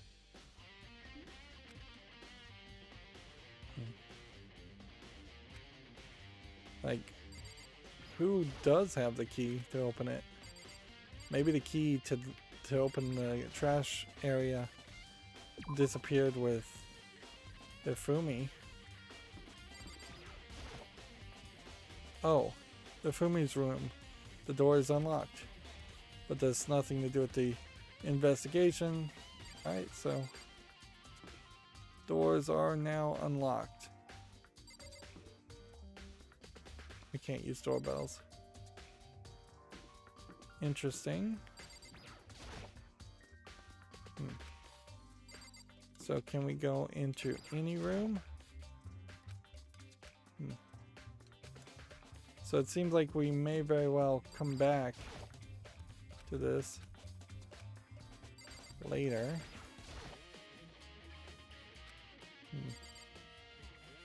And actually be able to go into people's rooms. Seems like maybe he only unlocked the doors to people's rooms who are dead.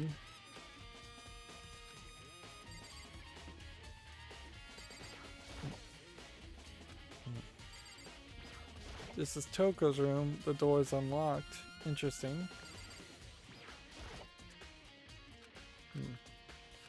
Well, that's a different response for Toko's room being unlocked.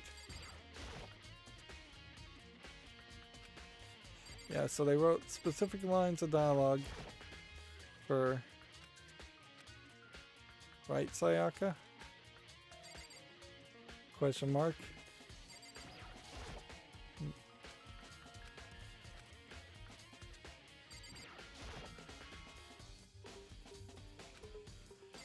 Can't even get into your own room.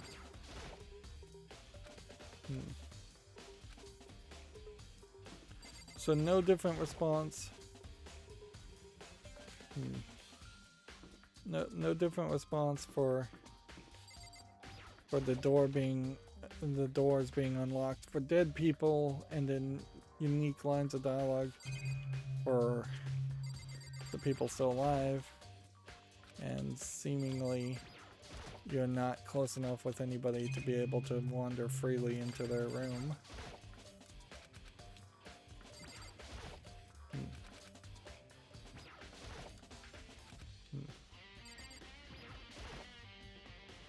The fridge.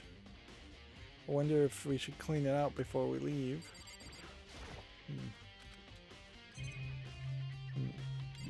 So no Monokuma tokens in that area. Alright, well, being able to go up to the second floor of the dormitory is going to reveal the most interesting thing, I think, first and foremost. And maybe there really are only 4 mysteries, and the entire second floor of the dormitory is just one mystery. We can finally check out the second floor of the dorms, which means I have to do it. This is the second floor of the dorms. Alright, so now you have a problem in that the walls are all crumbled, so there seems like there would probably be a way to escape. Either that, or this is to say that some massive like fight happened here by like a superhuman. This is the second floor of the dorms. It looks like some ancient ruins. Oh no, it's more like a battlefield, like a bomb blew up here or something.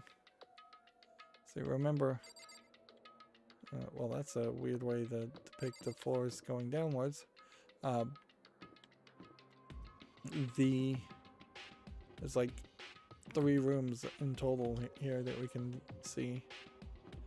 So it's just blackness around. And this does seem like this is more than just a average crumbling of a place. And entire doors have been knocked down and crumbled. We might as well not hesitate and just go wherever we can. Just holes everywhere.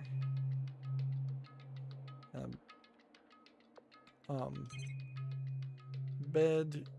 What's most interesting here, though, is that there are still things on the windows, which either these metal plates were added after this whole fight happened, or this is an indication that there was at least one other group of people. The bed is completely torn apart. I mean, it's not even a bed anymore, it's just garbage. That Monokuma token. There are papers on the floor, but we can't look at them. We never really got a good we never got a good explanation as to why the water was shut off at night. You know, I opened the door just a crack glance inside and immediately closed it again. There wasn't even a hint of a bathroom, just a big pile of rubble. Alright. So, that was one bedroom. And at this point, doesn't matter if you can't go into a girl's bathroom. Even in a place like this, I can't bring myself to go in. Like, you seriously need... They seriously need something, a girl with them, if that's going to be the case, to go and check the bathrooms. See, this bathroom looks like it's the same bathroom as before, but there's something different here in that you can shift the camera. And I see a mirror, and see, it feels like this is an experiment, perhaps, in using the mirror to reflect to see a door, that you can just see the doors. Otherwise, I'm not seeing anything.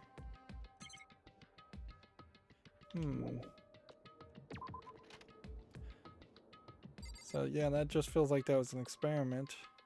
You can see over here the Eye of Ra. And I can see a giraffe in the locker.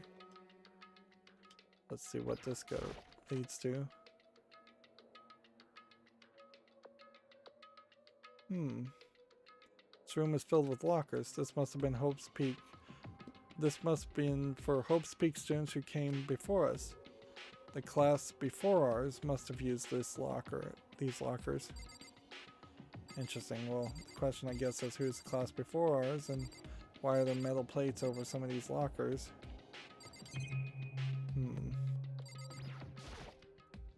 I can't imagine any way to get these lockers open. I'm not even going to bother to try. Well, let's just try and click on them. This metal plate mounted on lockers. There's no ways to get it open. One of these. Rattle, rattle. Nope. There's a card reader inside the door. This must be how you get the locker opened. After all, it's pretty similar to the card readers for the locker rooms on the second floor of the school. And you have to use your e-handbook to open those up. So does that mean, well, let's just give it a try. Took out my handbook and ran it across the card reader, and then, buzzed. Now look, maybe only the locker's owner can open it, which means none of us can do it. Well, that's questionable. Certainly, because the locker's owner may be Makoto. One of these lockers may be Makoto's.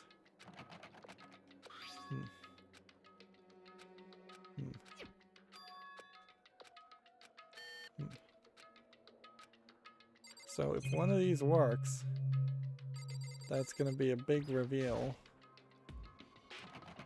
Let's just hold B.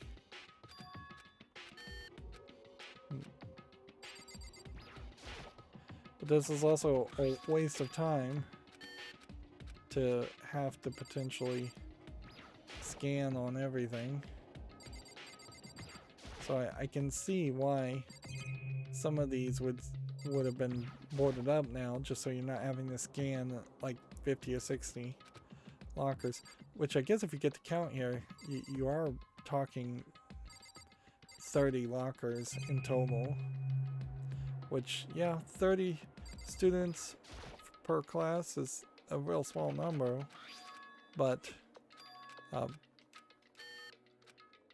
it's not so incredibly small that it would be unbelievable for a Japanese school.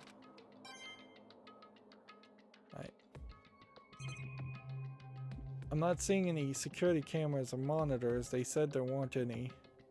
So that must have been something that Monokuma added later, assuming any of this happened. So at some point we need a giraffe to open a locker, I think is the implication. And I guess this is the roof. There's no way to jump or anything. So like this is the second story roof of the area before.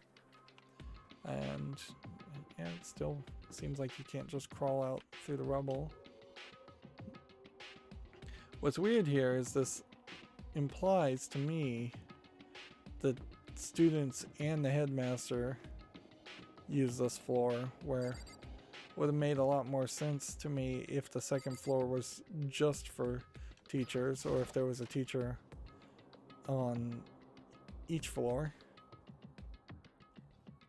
This definitely is a different type of room. This room doesn't really feel like a student's room. It's more like it has more adult atmosphere. Correct. It's the headmaster's private room. Kyoko just showed up. Kyoko. Indeed. I've been through this room several times already, but I still have one little regret. So I decided to check it out one more time. Huh, a regret. Alright, well. There's a door there, obviously. And seems like alcohol. Let's check under the chair first. Below the chair, I can't imagine a student using something like this. It must have been the headmaster.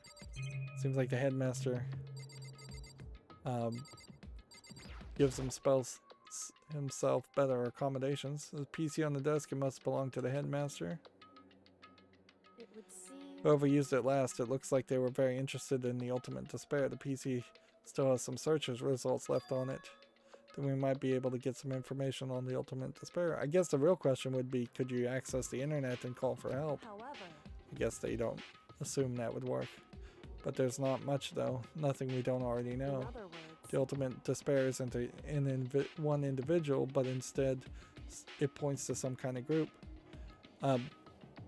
Wouldn't it be crazy if it turned out everybody except for Makoto is the ultimate despair? They were all a group. They caused the tragedy. I mean, that would kind of make sense. But I don't know what Makoto's role in the whole story would be then. That group is responsible for the tragedy which happened 1 year ago. They're the worst sorts of people whose driving force comes from despair. however, And that's all there is, so not much to it there. And we know if they can take Kyoko's memory, they very possibly could have taken other people's memory, unless she was lying. But I guess that's the best he could do as a complete Kirigiri failure.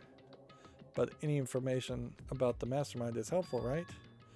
I appreciate whatever info we can get our hands on. I see.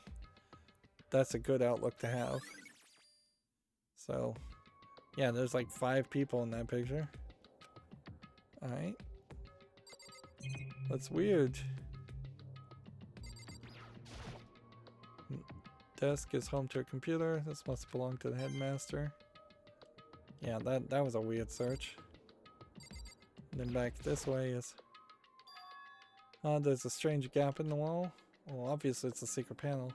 Some kind of design mistake or a construction defect or something. so There's a gap here. It's not just any normal gap. I can feel a breeze coming out. A breeze. indeed. There's likely an open space on the other side of this wall. Open space, does that mean? You mean like a hidden room? I think we might know how to open it. React? You know how to open it? Did you figure out some kind of trick or something? Indeed. A very easy trick. So easy, I'm not sure you can even call it a trick. It's all on a program on the PC I think that I think controls it. Enter the right password and the door should open right up. However, But I don't have a clue what the password might be. All we know, it's probably made up of letters and numbers. We really can't go from there. You're right.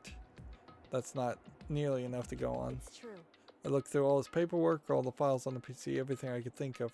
I learned more about him than I had any desire to, but nothing that might have been his password. When I think of how much time I wasted on this. Jeez. So there's a hidden room she couldn't get into. That's what she meant by regret. I think we can assume that there must be some kind of clue waiting in there. But maybe for her, there's more to it than that. Maybe he's alive in there. Anyway, if we want to get in there, we need to figure out the password.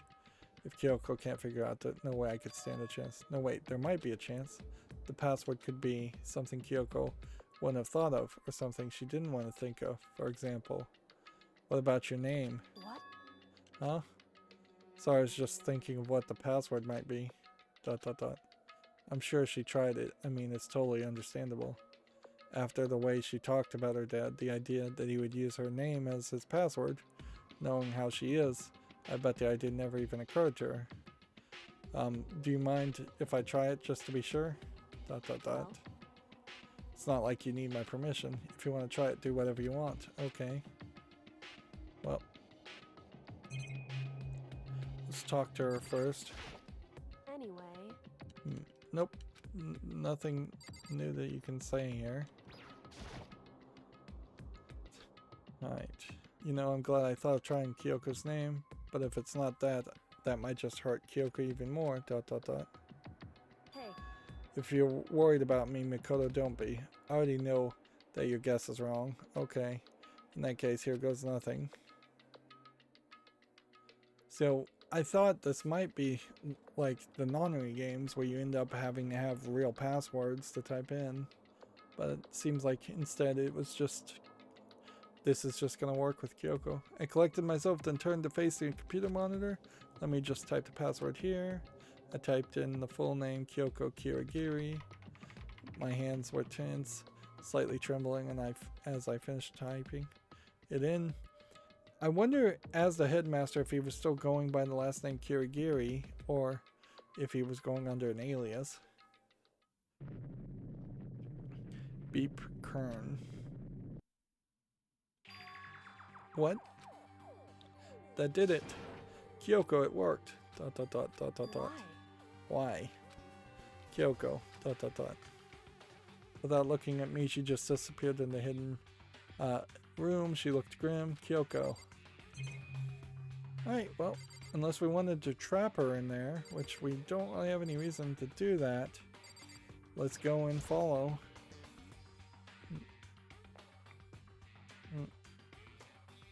So yeah, this is gonna suck for her. The headmaster seemed to actually care for her, and he seemed to have left a secret room for her. Dot dot dot. Hey Kyoko. I may as well not even have been in the room. Her gaze was fixed on only one thing.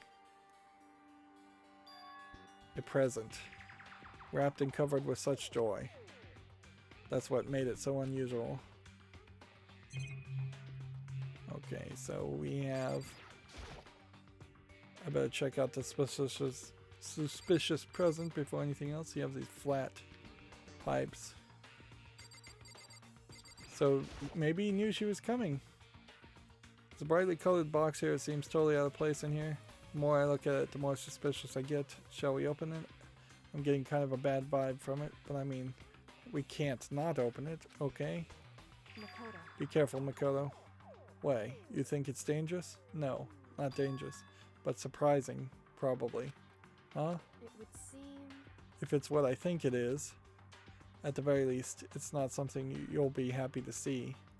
Wait, so you know what's in there? Anyway... Just don't scream or anything, okay? Are you saying there's something there that will make me want to scream? Okay, I'm just gonna open it. So is this gonna be a head in the box?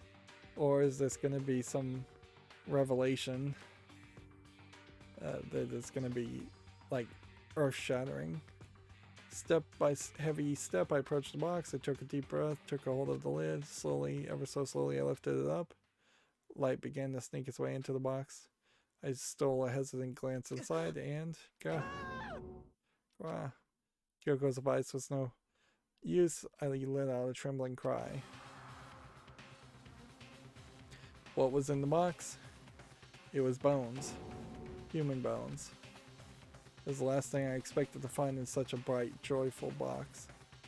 And his head is been crushed in. Is this the headmaster, or is this someone else? I mean, who could have possibly imagined?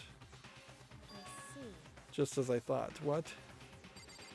Alright, so before we talk to her, let's look at some other things. Kyoko said, just as I thought. I have to find out what she meant by that.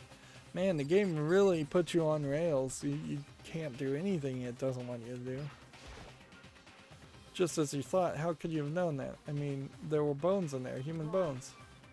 Well, it's not that I was thinking of bones specifically. I just had a feeling that it would be his body. It's pretty much the same thing. A dead guy in a box. My father. Huh? What about him? Correct.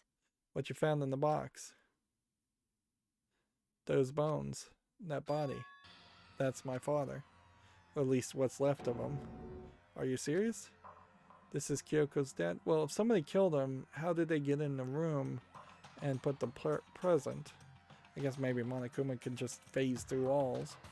Same man she's been searching for. Hold on. How can you know that for sure? How do you know that's him? So... Given all the information we have already, that's the only possible answer.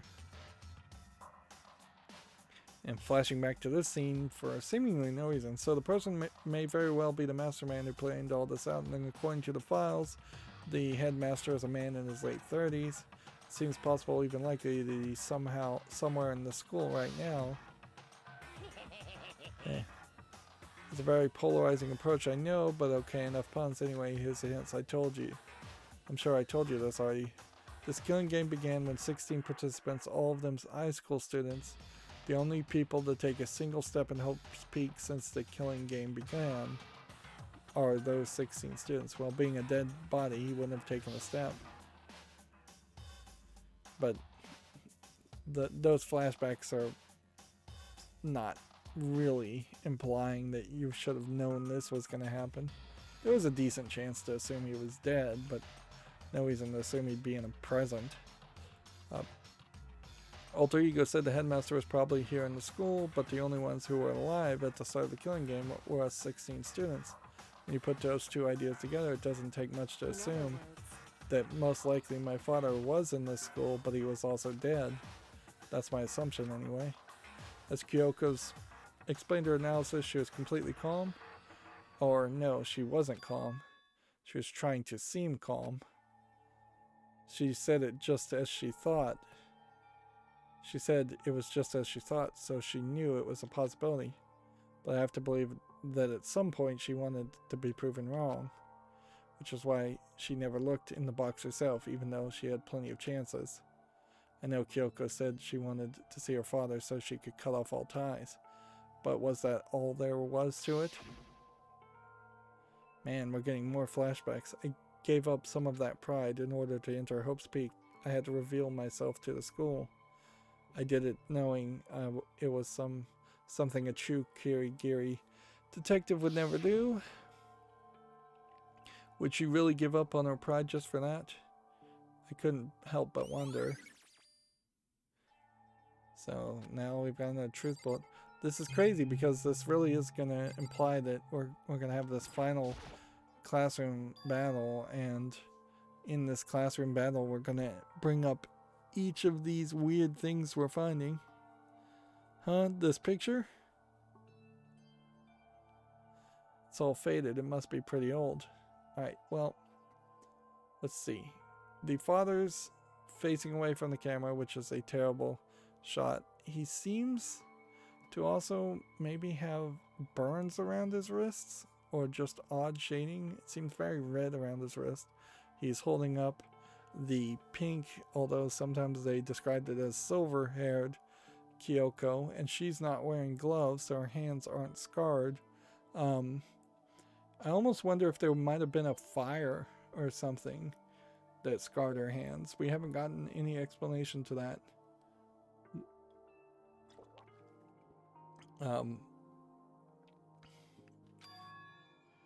Let's see. Wait, is this a picture of? Hey, Kyoko. See, that seems like that's a new pose. We are far too late into the game to see new poses for any of the characters. ... Well, this is annoying. I came here to cut myself free of the past, and yet they need to search behind the photos to see if there's anything behind it, or written on the back of it, to now find something like this. What do you expect me to do now? Then I was right. It's a picture of Kyoko when she was just a little girl. Knowing that the headmaster had this picture all this time, he must have really cared about her. Why? Why? What? I wanted to face him and tell him myself to cut him out of my life for abandoning me. That's the whole reason I came here, and now he's abandoning me again. And this time, he even stole my only opportunity to move on. Has there ever been a worse father? Kyoko. Let's see. So that's a truth bullet too. So maybe the class trials are going to be more about revealing the truth about each of the students. Filing cabinet. Seems like the place should find a clue. I should take a closer look. But I don't think Kyoko would like some stranger touching her dad's stuff. ... It's fine. Check whatever you want. Are you sure? Okay then. Went through the drawer one by one, starting from the top, but all I found were piles and piles of unrelated documents. He was pretty dedicated to his job, huh? Well, It's just because he didn't have anything else. He could have inherited our family business, our legacy. Instead, he left it all behind.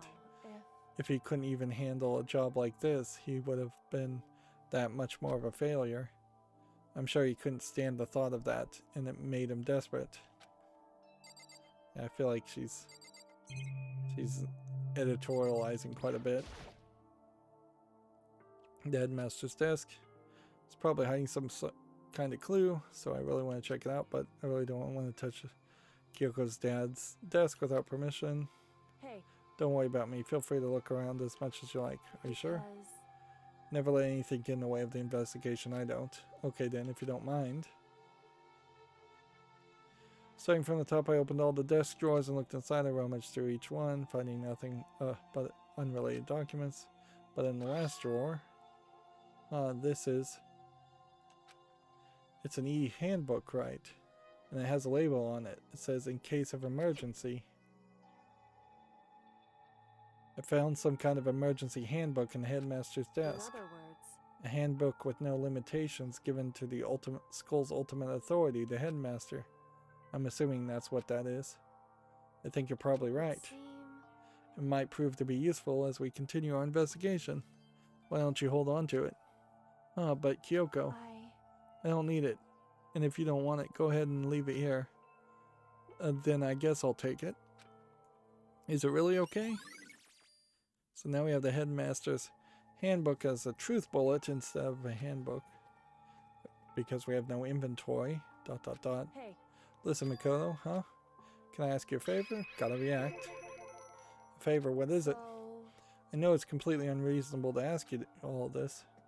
And I know it'll only inconvenience you that much more, but... Hey. Could you leave? Huh? Correct. Just for a while. I'd just like to be alone for a bit. Kyoko, don't worry, I'm fine. I just need to calm down a little. Just a second. I need to get my emotions in order. ... You know, Kyoko, you told me before about the relationship you had with your dad. How you're only connected by blood, not by heart and soul, but maybe that picture motivated him. Maybe he'd hoped to see me again someday. Is that what you're gonna say? ... If so, it's just a theory. And this isn't an issue that can be settled with theories. That picture doesn't change the facts of what happened, what I went through. The problem can't be solved so easily. You're right, I'm sorry. Once I've got myself under control, I'll return to the investigation immediately. So please, just give me some time to myself. Okay, I understand. See you later. See, it feels like the game intentionally is having you leave the room. Is she really okay? Kyoko must have been in complete shock. It must have been a complete shock to her. I mean, it was a shock to me. Find out what happened to the headmaster. There's no doubt the mastermind performed that evil deed. They killed the headmaster, killed Kyoko's father. They killed him. The headmaster is dead. We're flashing back to things that I just don't feel like they matter. The one leading Hope's Peak staff, the one who finalized the plan to isolate you, was the Hope's Peak headmaster. So the same person may very well be the mastermind who planned all this out. So yeah, I guess we have to remember that apparently it was the father who planned to isolate the 16 students, but maybe that was to save them, and maybe the killing game in the mastermind is something completely unconnected, or that the mastermind devised on top of whatever the headmaster was trying to do. According to the files, the headmaster is a man in his late 30s. It seems possible that he's somewhere in the school right now. We already saw that. But we were wrong about that. The headmaster wasn't the mastermind, which means the mastermind's true identity is... We're flashing back to this, and we're seeing more evidence that it's a student. Like, just a lot of repetition here. 15 of us met in the male hall. Not main hall.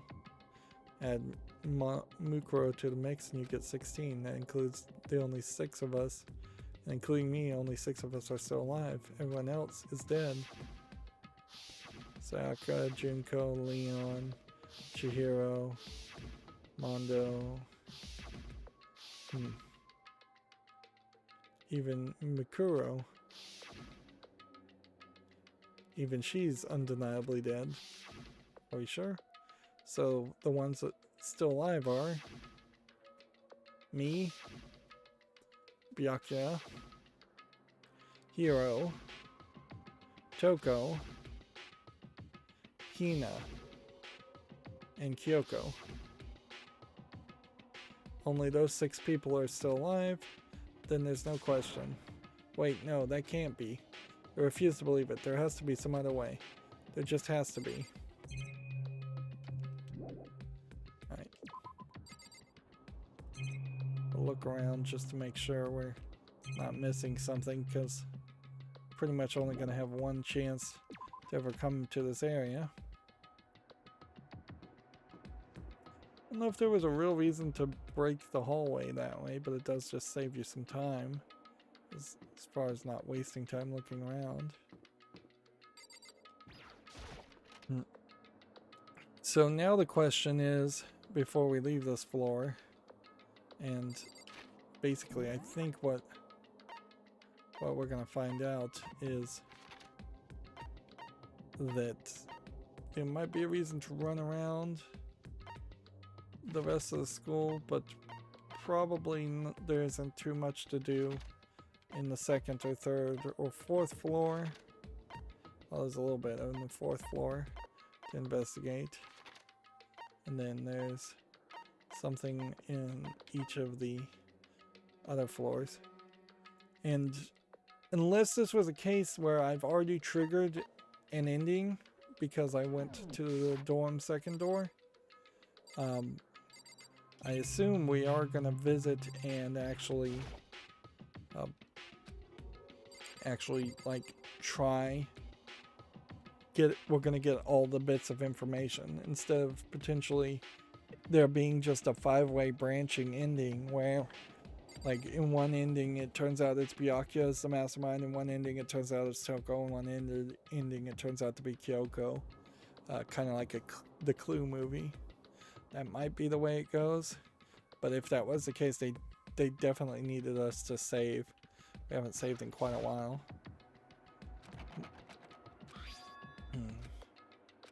So now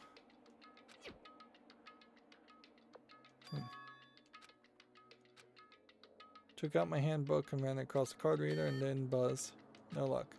Maybe the locker's owner can open it, which means none of us can. But wait, what about the emergency handbook I found in the headmaster's room? Let's give it one more try. Took out the emergency handbook and ran it across the card reader. Beep. Alright, just what I was hoping for. Now let's see what we've got inside. I don't see anything that might be a clue. Alright, so now we just need to once again click on everything. Or at least click on the lockers that will actually open. I don't see anything that might be a clue. It's still gonna make you waste a lot of time. I'm just trying to skip a lot of this text because it's unimportant text. So we're gonna find like one thing in this entire locker room. This thing is practically empty. So let's look all around and see if there's maybe something else hidden somewhere. Nope, so just dead center was the locker. It's just one thing, it's some kind of pocketbook. I don't see a name written on it, so I can't say for sure who it is, but there is some writing inside. It could be important. I don't like violating the owner's privacy, but I'd better take a look. It looks like a girl's handwriting, and all the letters are spaced out evenly, like whoever wrote them was measuring them. And whoever wrote them out must have been really meticulous. Huh? I was flipping through the pocketbook, but my hand froze when I got to a certain page. Maybe the letters are spaced out because it is some kind of code or key to a code, and you have to, like, put some other page on top of a page, or do with, like, a decoding page on top of it. I don't know how to explain it. If you took a piece of paper and you cut out specific squares and specific spaces, and then you put that key page on top of a page that has a bunch of letters, then you might be able to read a word. I saw something familiar written there, words I'd heard before. There's a plan to turn Hope's Peak into a shelter and isolate the students here in a communal life. I've decided to talk to the one who came up with the plan directly. It's just that it so happens to be the headmaster, my father. Interesting. So we are getting confirmation that Kyoko was part of the previous class, unless there are two sisters, which maybe there are. We've never had any confirmation Kyoko was the only child of the headmaster. But also Kyoko's memory was erased, so she could very well be the mastermind and not even know it. Also, it could be that everybody's just a clone and they've gone through this whole murder mystery class trial scenario multiple times. He was willing to give me some more details regarding the plan. Here's what he said. The point is to keep our student prodigies safe, to keep them as our hope for the future. So their genius will overcome disaster, and only their hope can overcome despair. For the future of our country or world, it's not an exaggeration to call this our final hope. We must isolate our superior youth from the corrupt world to serve as a foundation for a new era. Yeah, maybe there's some kind of virus that just makes everybody really incompetent and dumb out in the world. This is the only hope we have. The hope that you'll be willing to go along with this plan. Of course, this is a Japanese game too, so this may very much just be an allegory of the aging population of the Japanese people in general, which they've never really been able to solve that problem, and I'm not sure they're going to actually succeed at solving their declining population problem. That combined with their just absolute xenophobia as far as wanting any foreigners to actually interbreed with the Japanese, and the fact that the Japanese are pretty much hated by everybody in Asia because of their actions in the past in World War II and earlier. They really don't have much of a option. They bring in migrant workers, but they don't really want them to integrate into society. Japan is kind of the opposite of the United States. It's an anti-melting pot. So yeah, the only thought I've ever had as far as the population of Japan is that they should probably create college towns, send students to different college towns where there just aren't any old people or people that would control them or tell them that they can't go out on dates or have promiscuous sex and that they can cheaply live and have jobs and have a career. So much of Japan's society has to work out of Tokyo, and Tokyo is just so expensive to live in. It makes it too expensive to even begin to think about getting married and having children.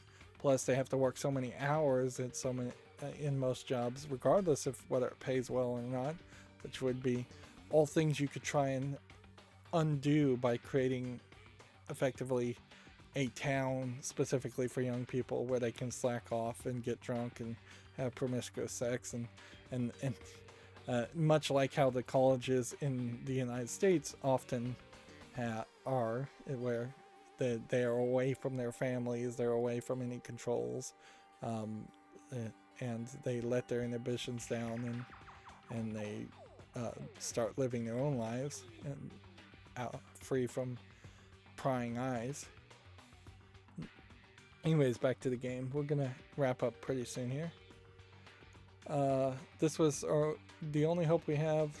I hope that you'll be willing to go along with this plan. ... So that's what my father had to say to me. As usual, he made a selfish decision without consulting anyone else. I can't imagine a worse father. ... Interesting. This can't be true, can it?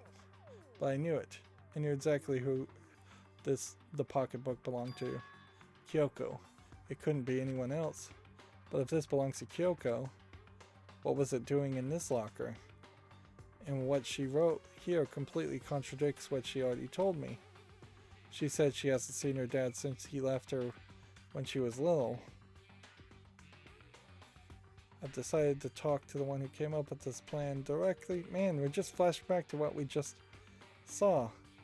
It just so happens to be the headmaster, my father. What does this all mean? I quickly scanned the remaining pages of the notebook. I must have been looking for something that would prove me wrong about the whole thing. But when I reached the last page, the question mark spinning through my mind just started spinning that much faster. When I looked at it, unlike the rest of the pocketbook, the writing here was messy, disorganized, scrawled. Maybe Kyoko isn't actually Kyoko at all. Maybe she is the ultimate despair. She took the place of Kyoko. Despair walks among us, and so we survive. There's a second despair. And of course, in the Japanese version, I assume that would have been written in Japanese. What is this? What does it mean? I have no idea. How could this possibly make any sense?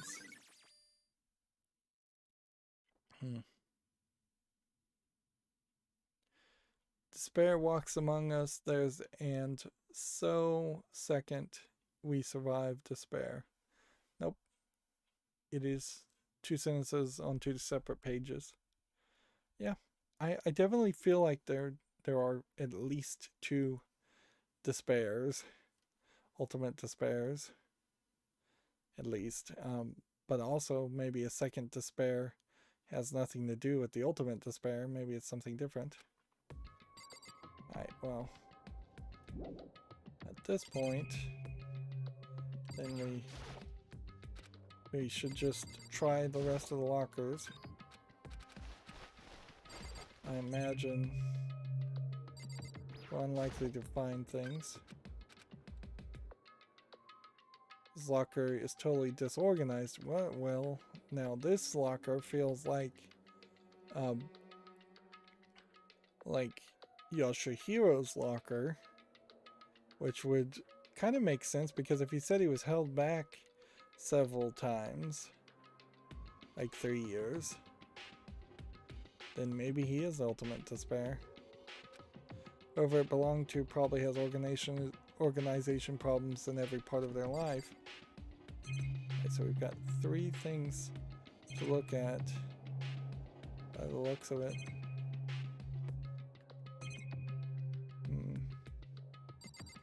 I want to just make sure there's just the 3 things in the middle. There are all kinds of textbooks and notebooks stacked in no particular order, and dust everywhere. I have to assume whoever's stuff this is didn't do a lot of studying. Not that I can really talk. Trying to act casual and natural as possible, I picked up one of the notebooks I saw. But the moment I looked inside the notebook, any sense of easiness I may have had evaporated. What? It says Yashihiro on it. There's no denying what I saw. Inside the notebook was written Yashihiro Hagakure. Is this our Yashihiro? The notebook also contained a large number of notes on a variety of different classes, which would mean he attended classes here? No, that can't be possible. I mean, Hiro came to the school the same time as the rest of us, and we were all sucked into this evil world. We never had a chance to take any classes. So what is this notebook? So Yashihiro and Kyoko now have been implicated. I feel like everybody's going to be implicated. Is this the deck of playing cards? No, they're tarot cards, but wait. Aren't those for telling fortunes? It's just a coincidence, right? This is a crystal ball. Huh? A crystal ball. No, it can't be. There's no way he ever used this locker. It's just not possible. But the more I see them, the less sense it makes. Because these lockers, I mean, they had to belong to the previous students, right? So why am I seeing this? Why are these things in the lockers that look like they belong to people here? A notebook that seems to belong to Hiro. A pocketbook that seems to belong to Kyoko. There has to be some kind of explanation. But if I want to find out, I have to keep moving the investigation forward. I have to believe in everyone. Yeah, I feel like the twist is that they're clones. And they've been through this before. Or we've just found all the evidence we need. I don't get the giraffe in the locker concept. And I don't get the eye and Fra element. Like, I see an eye, and then it's looking this way, and that's like dried red blood, where if that's dried red blood, that's been drawn particularly well.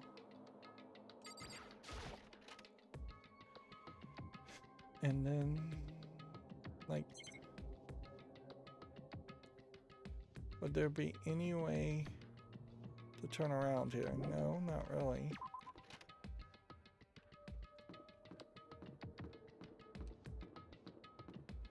Would there be anything else? Like going back in that room, would that make any sense? Did we see anything in the bedroom? No, really didn't. And I don't think I need to go back and talk to Kyoko again. Which means there's a couple things I want to investigate, then we're going to get out of here. Right, the bathroom does let me pan and tilt. Interesting. So is there something I can see by looking in the mirror? I don't think so. Alright, now. Yashihiro. Can we sneak into his room? Don't have any reason to go inside.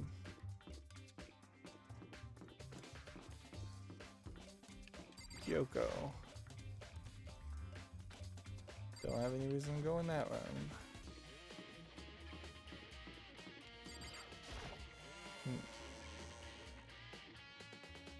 So now at this level, is there Monokuma tokens to find in the school?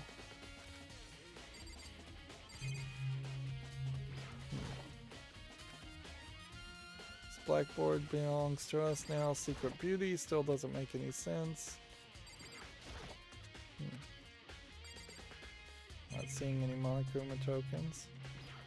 Kind of feel like I need to save in a second anyways, because I'm going to try and see what happens if I go through that door to see if the elevator room doors is unlocked.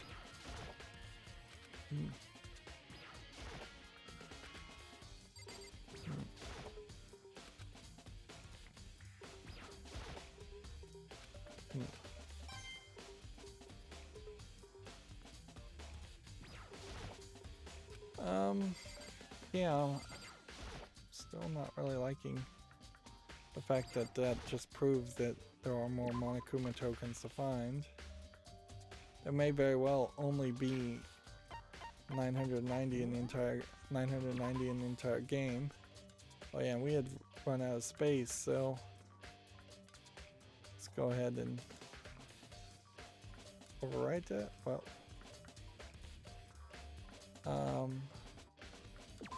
save. That did overwrite, even though that visually glitched.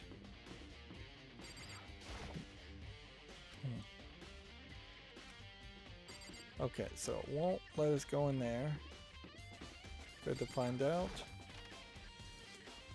Feels like we could have reused a lot of these rooms multiple times. We never did get to see the DVDs. As far as the other characters' DVDs, so I guess they all destroyed them. Like that whole motivation in general has been just completely forgotten. For as much as the game has reminded us of everything, the very beginning where we saw our parents dead, that part was pretty much forgotten.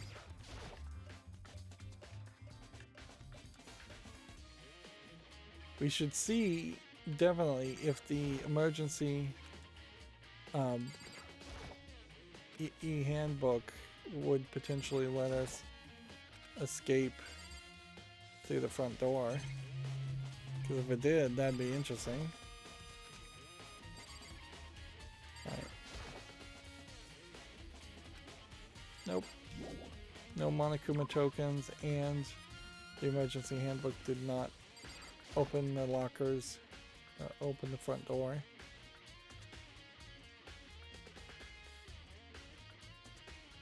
This would be a point with the background music in particular where they would do well to let loose all the stops and cycle through every bit of song that they have as far as background music. Yeah, honestly, if they had told me that this entire game was built around the idea of selling the soundtrack, I'd kind of believe them. If somebody told me that.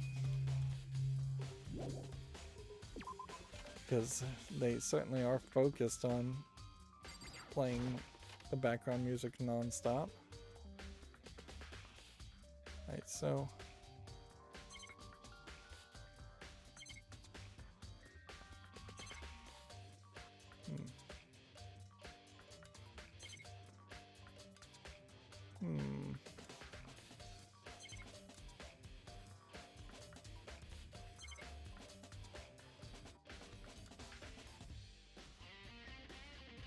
Yep. I guess there's just still nothing there.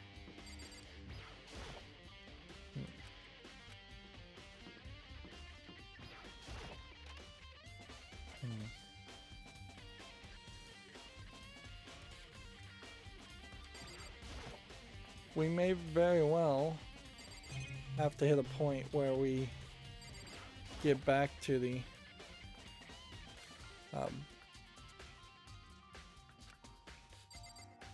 we may hit a point where we may have to go through all the second floor.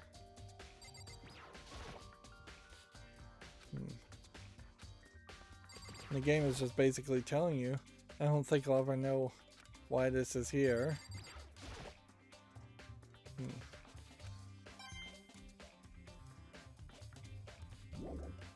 If we go through all the second floor and we don't get a single Monokuma token, then we know we're golden to skip to the fourth floor at that point. Or I think we have done our due diligence at the very least.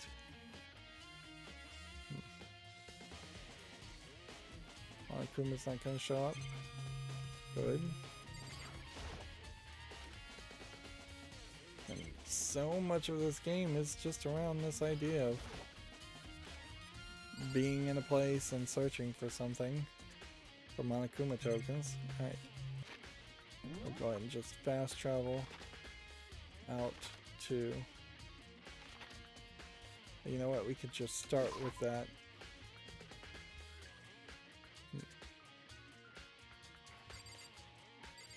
At a certain level, this is the area that if we don't find any Monokuma tokens here. Girls' locker room has been unlocked, but going in probably isn't a good idea. So that whole locking system has been forgotten about because now all the doors are unlocked. Is there any possible thing that was locked that we're forgetting? See, these lockers don't have keycard scanners on them, which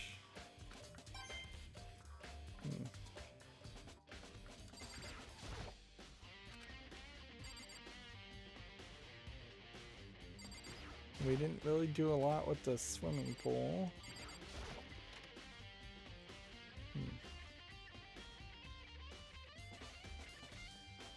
And they little jump in with the animations. Never did anything over here.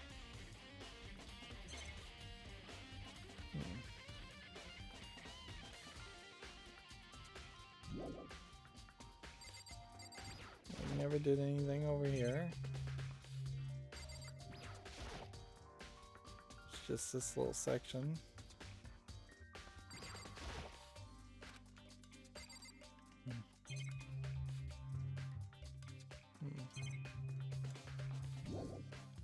Right.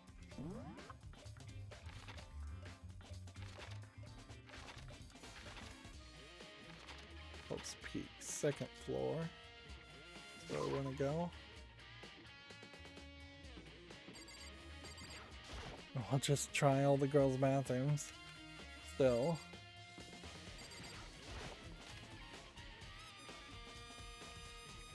See, even in this room with the reflection on the mirror, I don't feel like there's anything really different.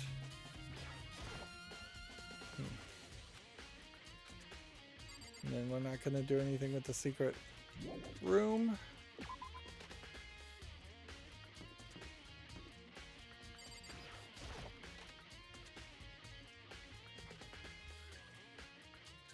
Yeah, and this is the floor in particular where it feels like maybe there would have been some secret on the wallpapers. And this is written in Japanese, so I don't know what that means. So if there was a wallpaper with giraffes on the walls, maybe that would mean something? Does that make a little bit of sense? You still haven't really addressed the fact that all of the stuff is very much,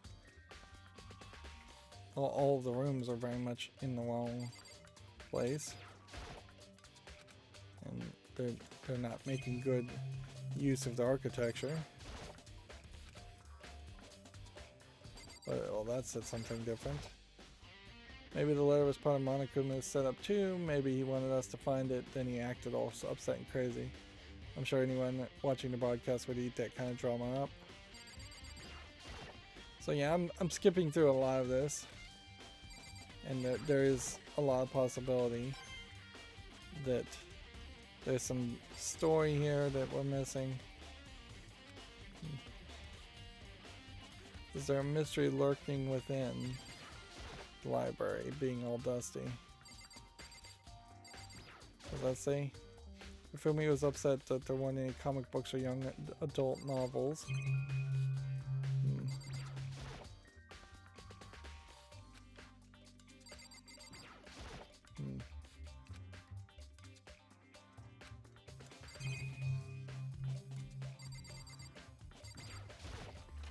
Yeah, there is a lot to speculate on, certainly as far as the state of everything we've found.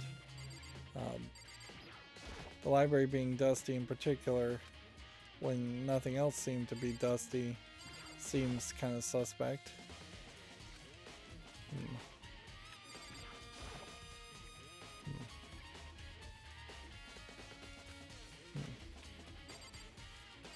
But yeah, I don't know if there's anything we're gonna resolve. Almost certainly what's gonna happen here is we're gonna get into the final class trial and it's just gonna reveal ridiculous plot twist after ridiculous plot twist, and it's just gonna reveal things that you're it's gonna just reveal things that you couldn't possibly ever thought of. I'm definitely interested in the truth surrounding the presidential assassination, but if someone comes after me, nope. I'll leave it there. Thank you very much. Alright, well, that's all of the archive. And that's all the library.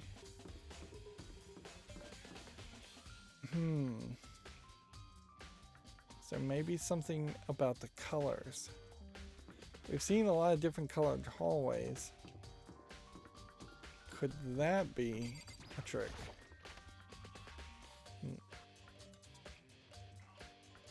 This definitely looks like a giraffe print on the hallway, on the wallpaper.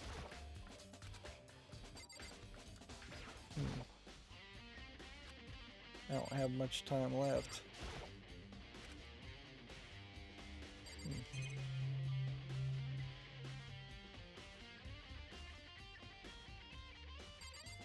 Alright, well, with that is all of the second floor, and I don't think we found a single Monokuma token on the second floor, which I think pretty much means just thinking things through. I don't think there's any locked doors or any secrets. Well, actually, I think I might be wrong. I think it's probably worth it to just go through the entire school all the way. And this could be giraffe prints. Despair Squadron. 3 of them. That might have been a hint. And again, if it's in Japanese, I don't know what the signs are saying. I've made 0 progress on even beginning to try to learn how to read Japanese. While I can kind of understand very basic things spoken in Japanese, if spoken very slowly and clearly.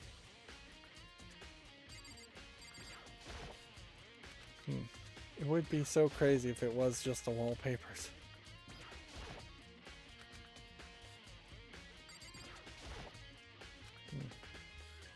What I'm mostly thinking is if there are Monokuma tokens on this floor, it's going to be like in the rec room where Sakura...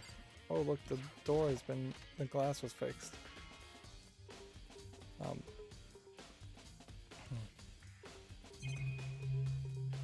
Yeah. Things that would have been around the murder mystery in particular.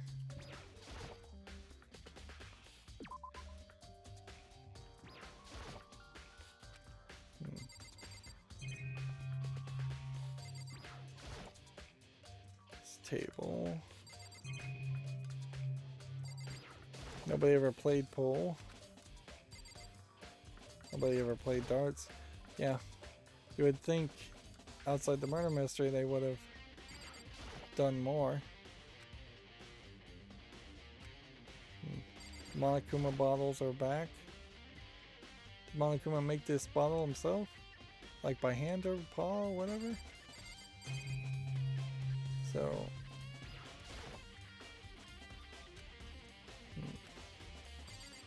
yeah, you're getting memories, certainly, but you're not getting Monokuma tokens.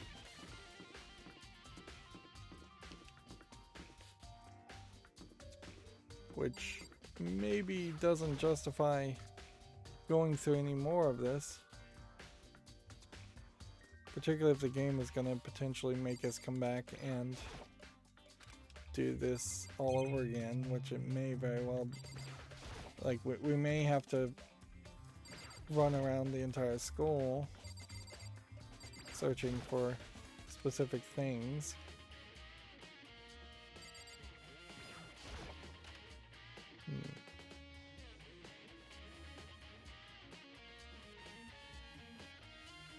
And there's just a ton of stuff to remind yourself of. I'm still not sure. Okay, there's a nice token, so there is a small reason to come back and look at everything. So we got confirmation here. I'm not sure I scanned everything that could be scanned back in the background.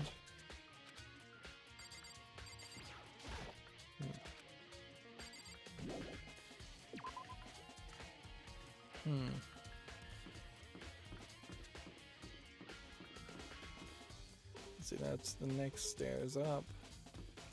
You have to wind all around here.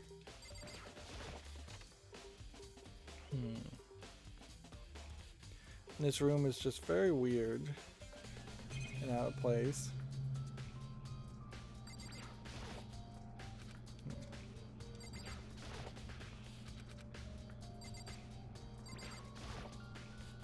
And I honestly just could not care less if there actually is something here I'm missing. As far as dialogue, I'd like to just wrap up the game, even though I am doing the exact opposite of that and stretching it out. There still could be a lot of game in this.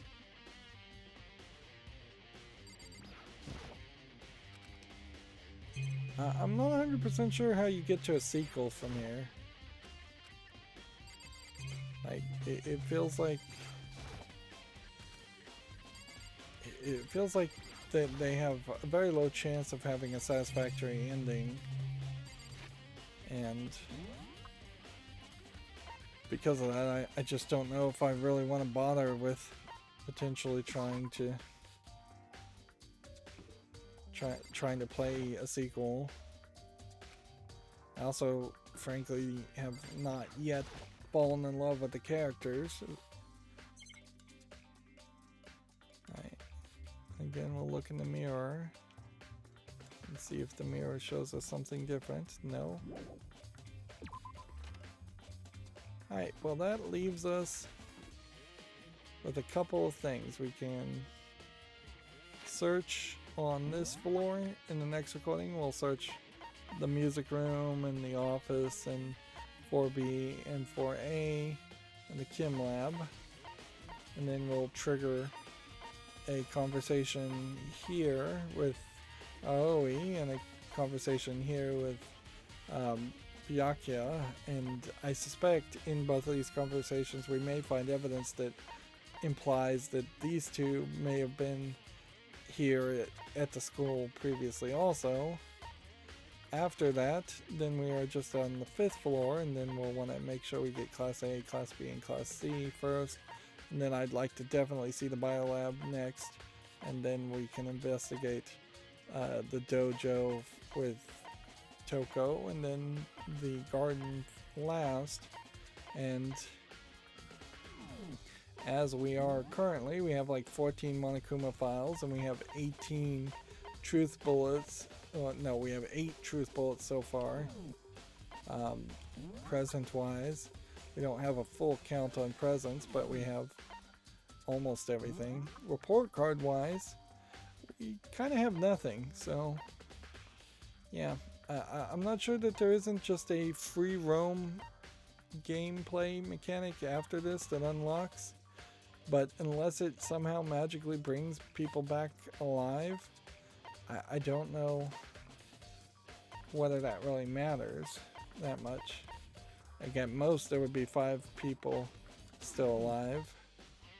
Regulation wise, I don't think they've snuck in any new regulations. That would be kind of silly. And system wise, there's kind of nothing here. Let's go ahead and just overwrite that. Make sure it overwrote. Alright, well, that's 2 hours and 50 minutes, so that's a good point to end this recording. This is definitely a game, though, where I don't want to try and stretch it towards the ending. Even if it looks like this story is about to be over, almost certainly there will be another hour of gameplay after that. Even if the credits run, I wouldn't be surprised if there's another hour of gameplay worth looking into. That's going to be it for this recording, though. As always, I ask you to like, share, subscribe, comment, and watch every second of my videos. If you want a friend to follow me on any social media sites, there's a whole bunch of links down below. And if you want to support me further, there's a link to Patreon, or you can friend me on Steam and give me a game off my wishlist. Thank you for watching. Have a good evening.